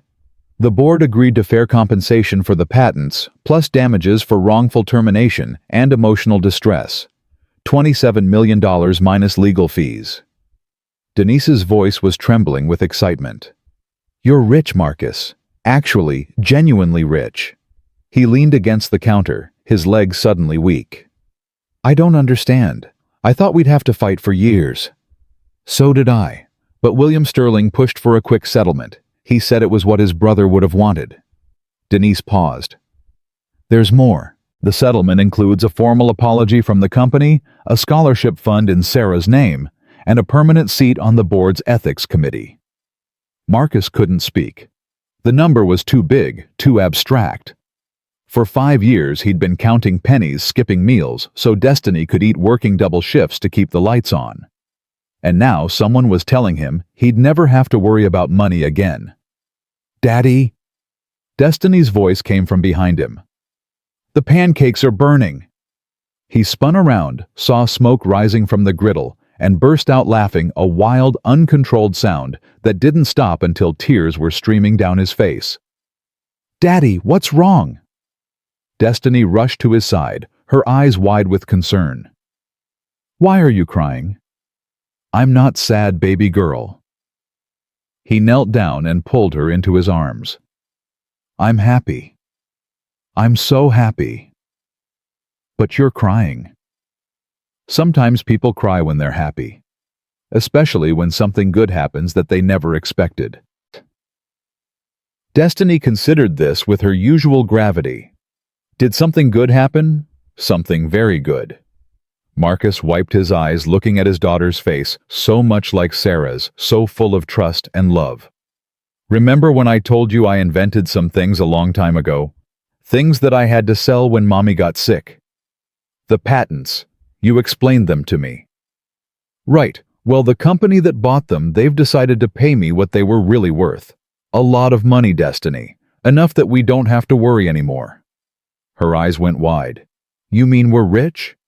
I mean we're okay. More than okay. He tucked a braid behind her ear. It means I can be home more. It means you can go to any school you want.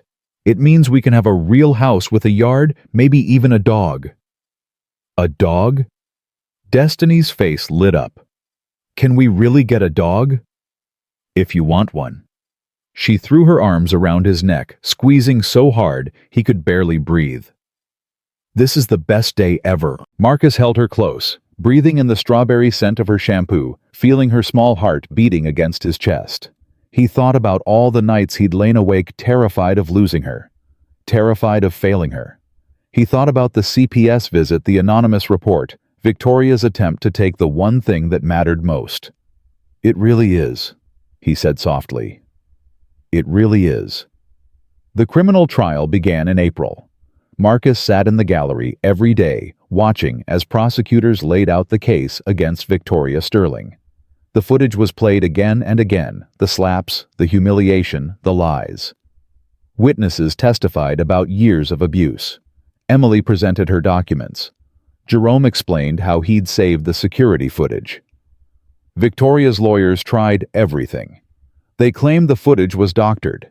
They painted Marcus as a stalker, a con man, a delusional former employee with a grudge. They brought in character witnesses who praised Victoria's leadership and charitable works. None of it worked. On the 4th day of testimony, Rosa Martinez took the stand. She was wearing a new suit, the first she'd ever owned, and her gray hair was neatly styled. But her eyes were the same as always, fierce, determined, unafraid. Mrs. Martinez, the prosecutor began, how long did you work at Sterling Industries? 35 years. And during that time did you witness discriminatory behavior by Victoria Sterling? Yes. Can you describe what you witnessed? Rosa opened her mouth to speak, then stopped. She looked across the courtroom at Victoria, who sat at the defense table in a subdued gray dress, her face carefully blank.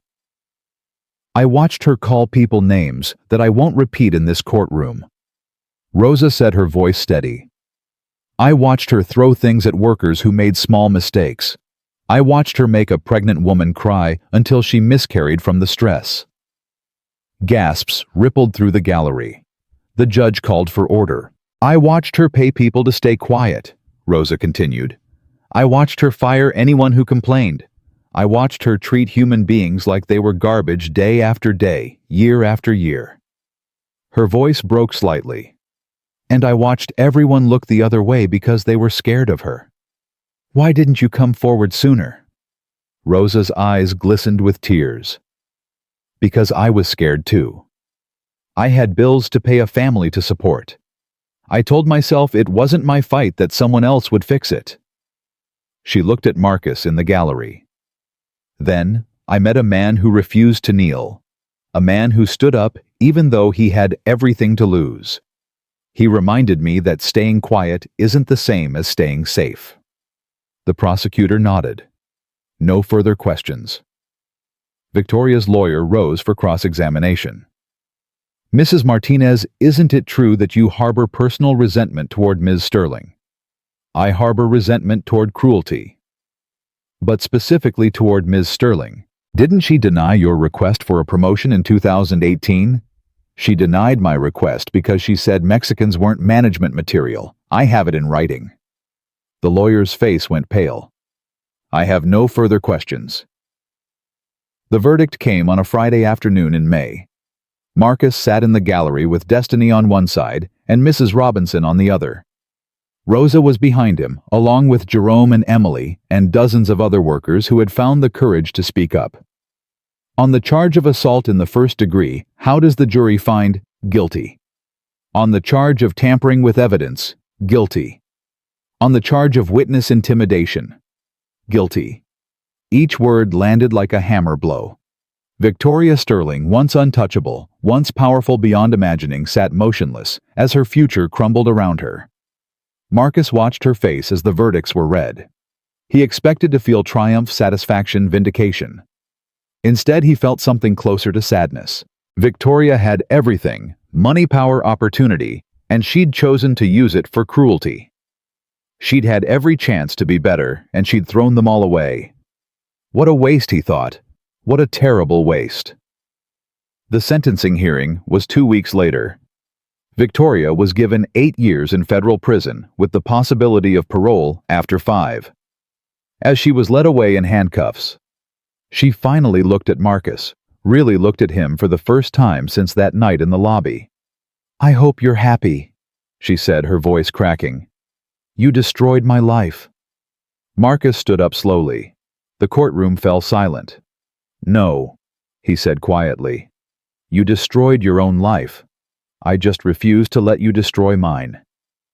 Victoria opened her mouth to respond, but the guards were already pulling her toward the door.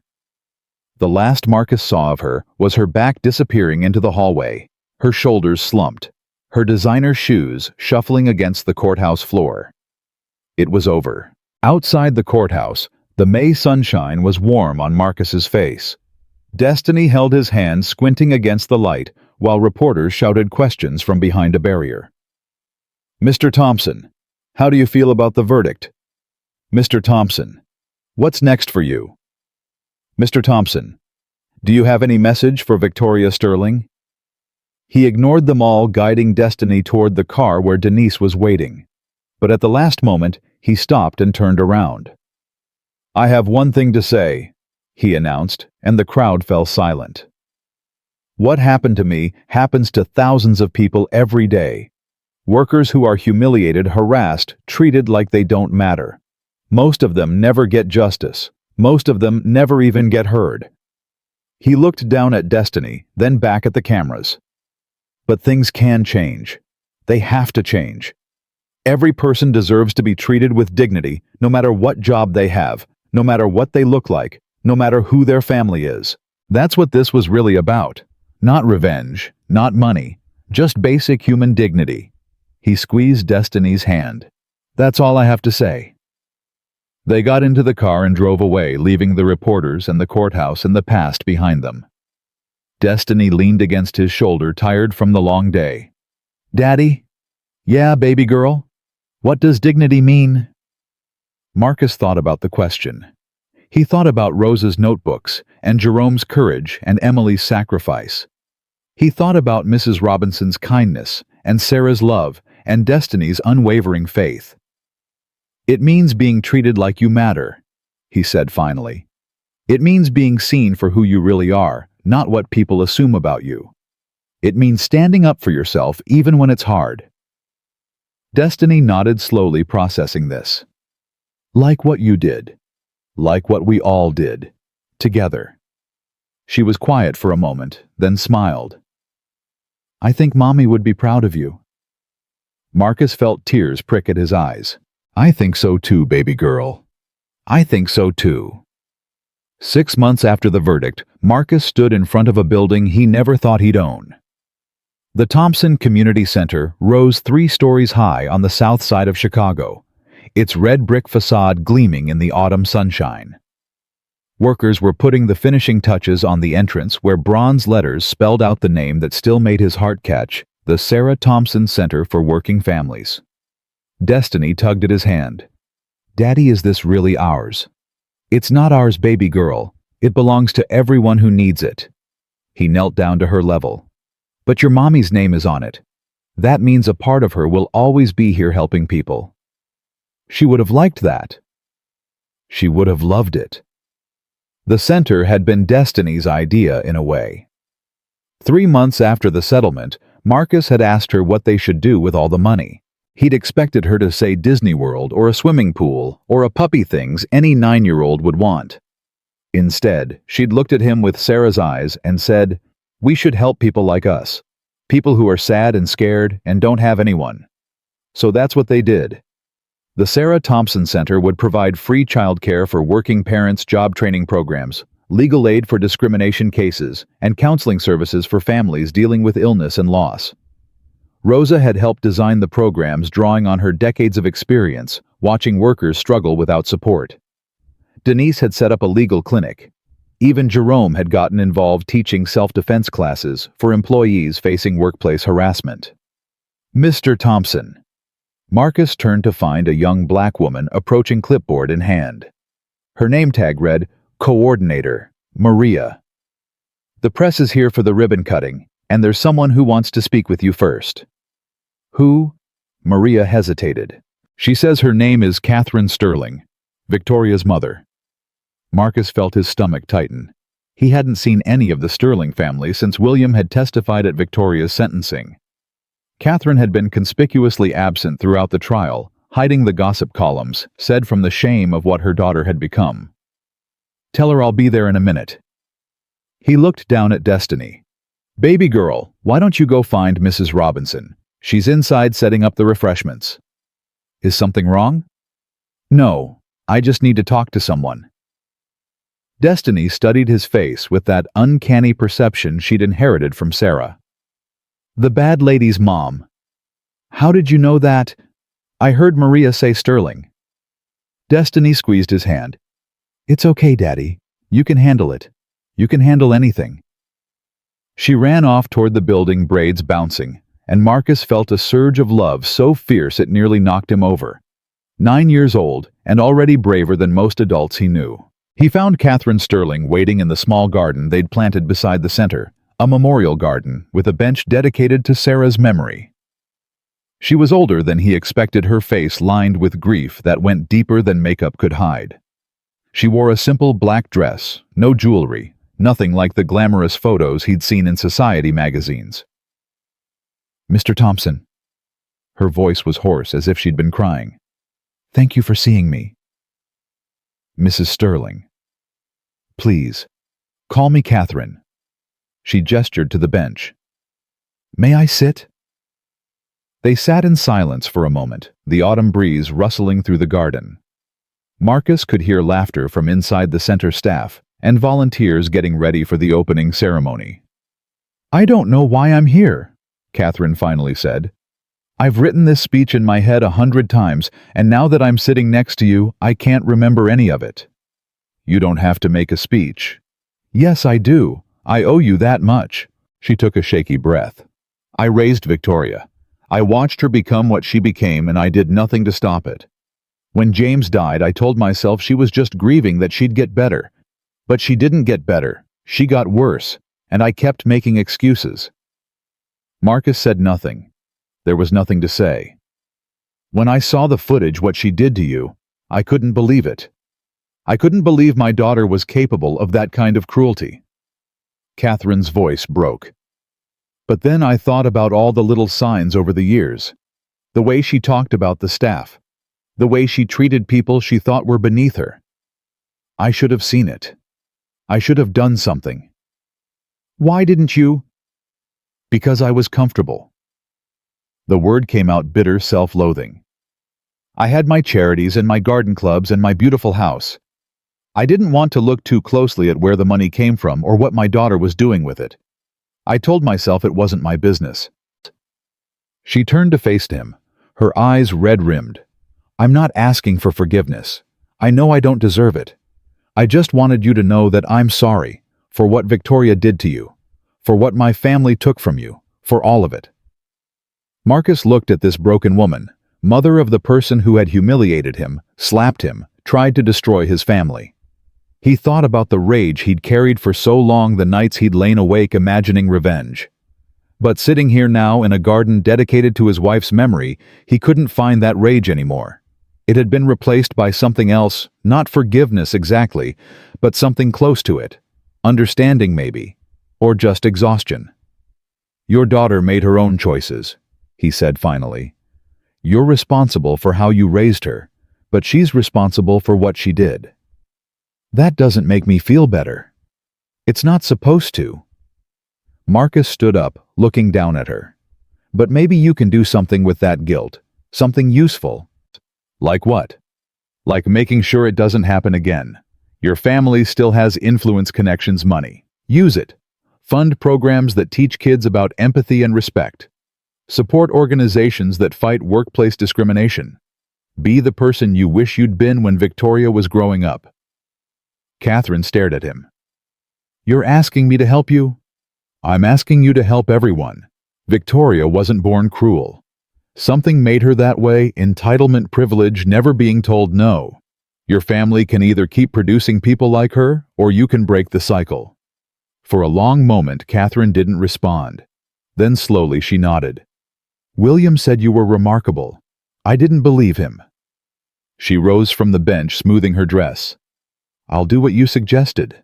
I'll find a way to make this right. You can't make it right. You can only make it better. Then that's what I'll do. Catherine extended her hand. Thank you, Mr. Thompson, for your time, and for your mercy. Marcus shook her hand, a brief formal gesture. Then he watched her walk away through the garden, a small figure disappearing into the autumn sunlight. He sat back down on the bench, running his fingers over the bronze plaque in loving memory of Sarah Thompson. Beloved wife, mother and fighter for justice. What do you think? He whispered. Did I do the right thing? The wind rustled through the memorial garden, carrying the scent of the flowers they'd planted, Sarah's favorites, purple and gold. Marcus chose to believe that was her answer. The ribbon-cutting ceremony drew a crowd of over 500 people. Local politicians, community leaders, workers from Sterling Industries, and families who would benefit from the center's programs all gathered on the front steps.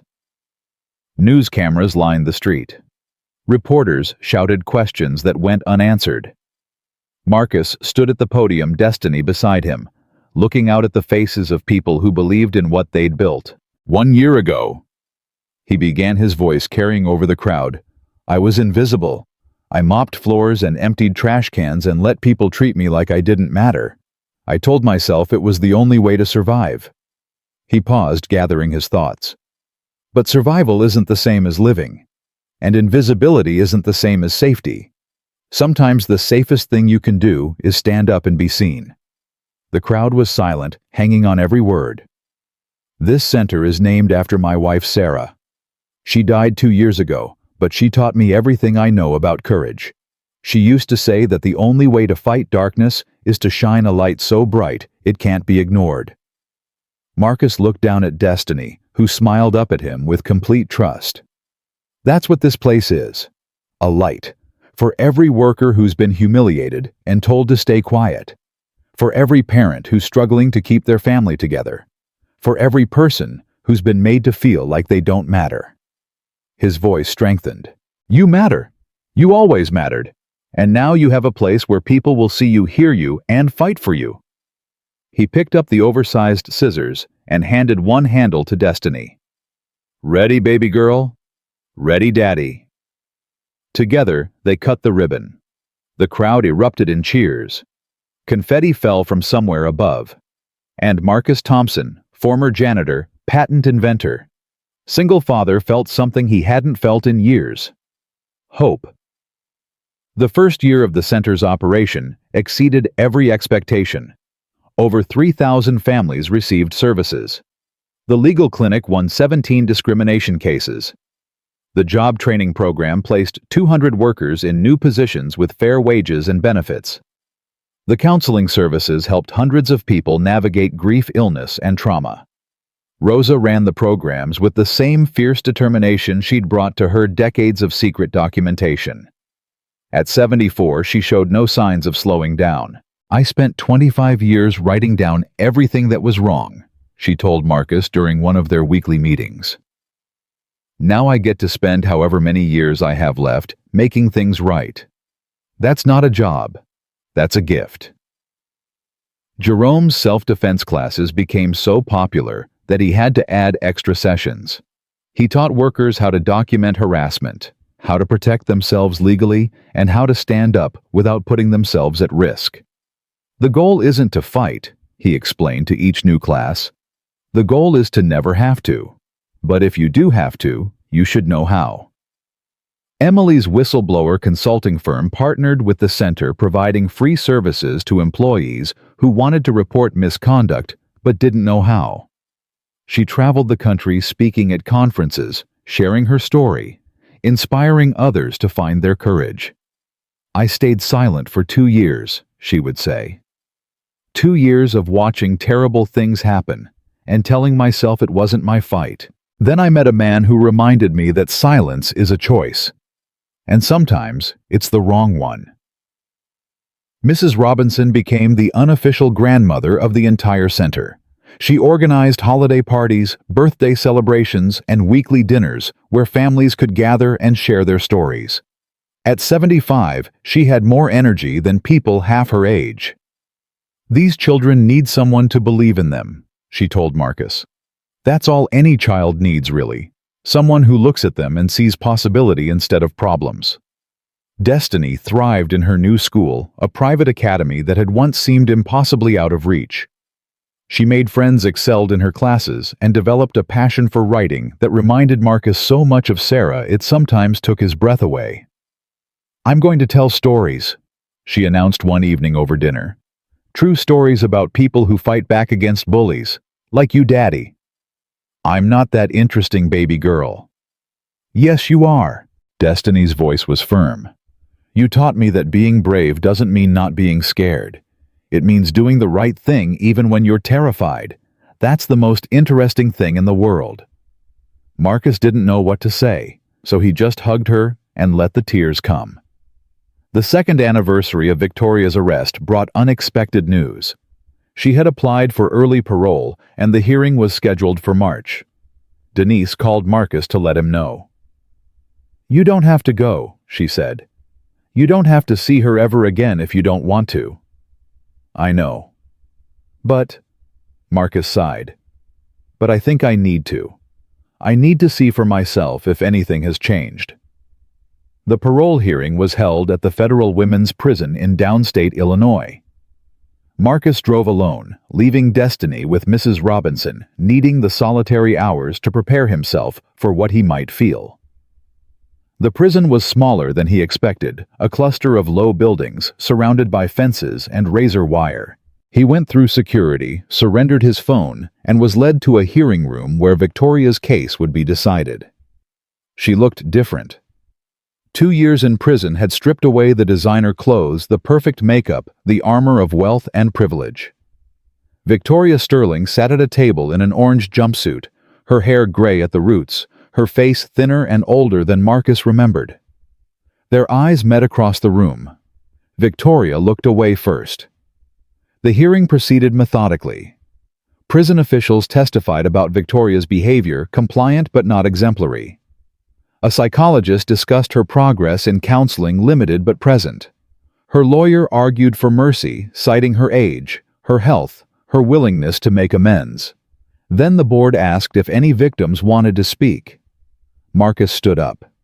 The room went silent as he approached the microphone.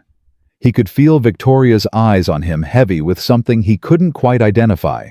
Fear, shame, resentment.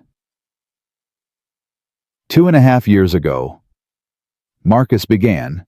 I was mopping floors in a building that made millions from technology I invented. I had sold my patents to save my wife's life, and when she died anyway, I kept working because I had a daughter who depended on me. I never complained. I never made trouble. I just tried to survive. He looked directly at Victoria. Then you slapped me. Twice. You called me worthless. You demanded I kneel before you like a servant. And when I refused, you tried to destroy my life. You had me fired. You called CPS on my daughter. You created a false narrative that painted me as a violent, unstable stalker. Victoria's face was pale, her hands trembling on the table. For a long time I hated you, Marcus continued. I dreamed about this moment standing in front of you, watching you suffer, knowing I had won. He paused. But hate is heavy. It weighs you down, keeps you stuck in the past. And I have a daughter who needs me present, not stuck. He took a breath. I'm not here to ask for mercy or to demand punishment. That's not my job. I'm here to tell you the truth because I think you've spent your whole life surrounded by people who told you what you wanted to hear instead of what you needed to know. Marcus straightened his shoulders. You were cruel. Not because you had to be, but because you could be. You had every advantage, money, education, power, and you used them to hurt people who couldn't fight back. That's not strength. That's weakness. Real strength is what Rosa showed documenting injustice for 25 years without recognition. Real strength is what Jerome showed saving that footage, even though it could have cost him everything. Real strength is what my 8-year-old daughter showed when she told me to be brave. He looked at the parole board. I don't know if Victoria Sterling has changed. I don't know if 2 years is enough time to undo a lifetime of entitlement. That's for you to decide. He turned back to Victoria. But I want you to know something. I'm not invisible anymore. Neither are the thousands of workers you dismissed and degraded over the years. We built something beautiful out of the ugliness you created. And every day that center helps people reclaim their dignity. Marcus stepped back from the microphone. That's all I have to say. The board deliberated for 3 hours. In the end, they denied parole, citing insufficient evidence of genuine rehabilitation. Victoria would serve at least 3 more years before becoming eligible again. As Marcus left the prison, he felt lighter than he had in months. Not because Victoria remained locked up, her imprisonment brought him no joy, but because he had finally said everything he needed to say. The chapter was closed. The weight was lifted. He drove home through the Illinois farmland, watching the sun set over golden fields, thinking about everything that had led him to this moment. A slap in a lobby, a daughter's faith, a network of allies who refused to stay silent. Sometimes he thought the worst moments of our lives become the foundation for something better. Not because suffering is good, but because it shows us who we really are. Marcus Thompson had been shown his true self, and he was proud of what he'd found. 3 years later, Destiny stood at a podium of her own. At 12 years old, she had been invited to speak at a national conference on workplace dignity, the youngest presenter in the event's history. Marcus sat in the front row, Rosa beside him, tears already streaming down his weathered face. My name is Destiny Thompson. She began, her voice clear and strong. And I want to tell you about my dad. She talked about the night he came home with a split lip and broken glasses. About watching him struggle to decide whether to fight back or stay safe. About the moment he chose courage over comfort. He always says he's not a hero. Destiny continued. He says he just got tired of being invisible. But I think that's exactly what heroes do. They get tired of watching bad things happen, and they decide to do something about it. She looked at Marcus, her eyes shining. My mom died when I was 7. I barely remember her voice anymore, but I remember what she taught me. She said that the world isn't changed by people who wait for permission. It's changed by people who decide they've had enough. Destiny straightened the notes she wasn't using. My dad had enough when a woman slapped him and told him to kneel. Rosa Martinez had enough after 25 years of being ignored. Jerome Williams had enough when he was told to delete footage of abuse. Emily Chen had enough when she realized her silence made her complicit. Her voice rose. You don't have to be rich or powerful or famous to change the world. You just have to decide that something matters more than your fear. For my dad, it was me. For Rosa, it was justice. For Jerome and Emily, it was their conscience. For all of them, it was the belief that dignity isn't a privilege, it's a right. The audience was silent, captivated. I'm 12 years old. I can't vote or drive or get a job. But I can speak.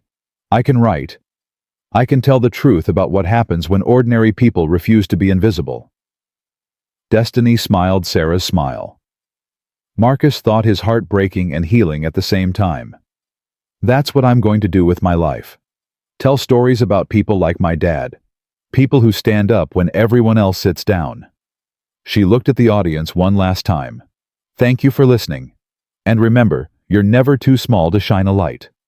The applause was deafening. Marcus was on his feet before he knew he was moving, pushing through the crowd to reach his daughter. He swept her into his arms and held her tight, not caring about the cameras or the tears streaming down his face. I'm so proud of you, he whispered. Your mom would be so proud of you. I know, Daddy. Destiny hugged him back. I can feel her watching. That night, they visited Sarah's grave together. The cemetery was quiet in the twilight, the headstone glowing softly in the fading light. Marcus had brought flowers purple and gold, always her favorites.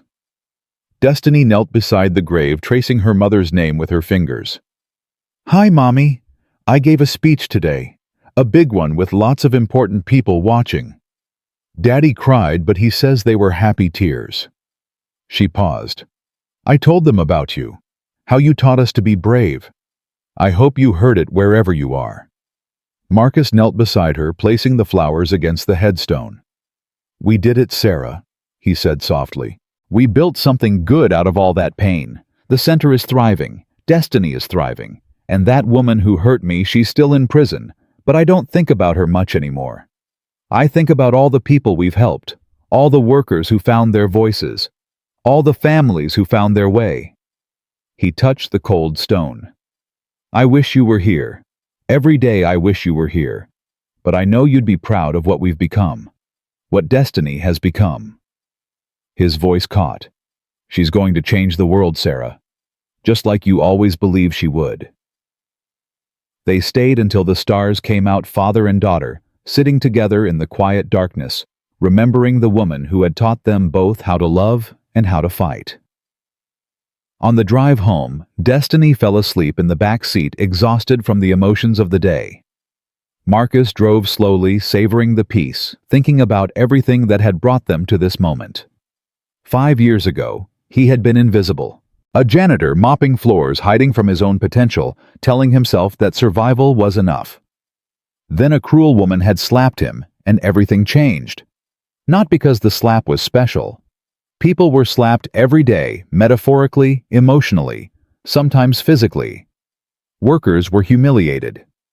Dignity was stripped away. Voices were silenced. It happened constantly, invisibly, in lobbies and offices and factories around the world. What made the difference wasn't the slap, it was the response. Marcus had chosen to stand up. Rosa had chosen to speak. Jerome had chosen to preserve the truth. Emily had chosen her conscience over her career. Together, they had built something stronger than any individual could have created alone. That was the lesson Marcus realized. Not that one person could change the world, but that ordinary people standing together refusing to be invisible could transform everything. He pulled into the driveway of the house they'd bought last year. A real house with a yard and a porch and room for the dog Destiny had named Justice. Mrs. Robinson lived next door now, in a cottage Marcus had built specifically for her. Destiny stirred as he turned off the engine. "Are we home?" "Yeah, baby girl, we're home." She climbed out of the car yawning and shuffled toward the front door. But before she went inside, she turned back. "Daddy." "Yeah. Thank you for being brave. That night and every night since." Her voice was sleepy but sincere. "You taught me that dignity isn't something people give you.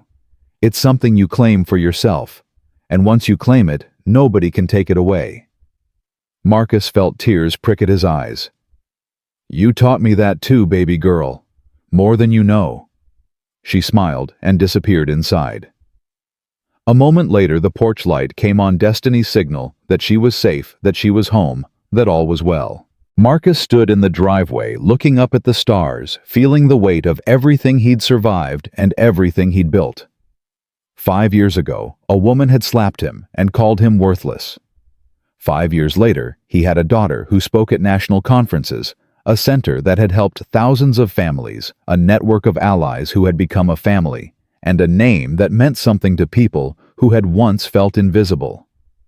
Victoria Sterling had wanted to break him. Instead, she had set him free. Marcus Thompson walked up the steps of his home, opened the door, and stepped inside, leaving the darkness behind. He had spent too much of his life being invisible. Now, he was a light that would never be extinguished. And that was exactly what Sarah would have wanted.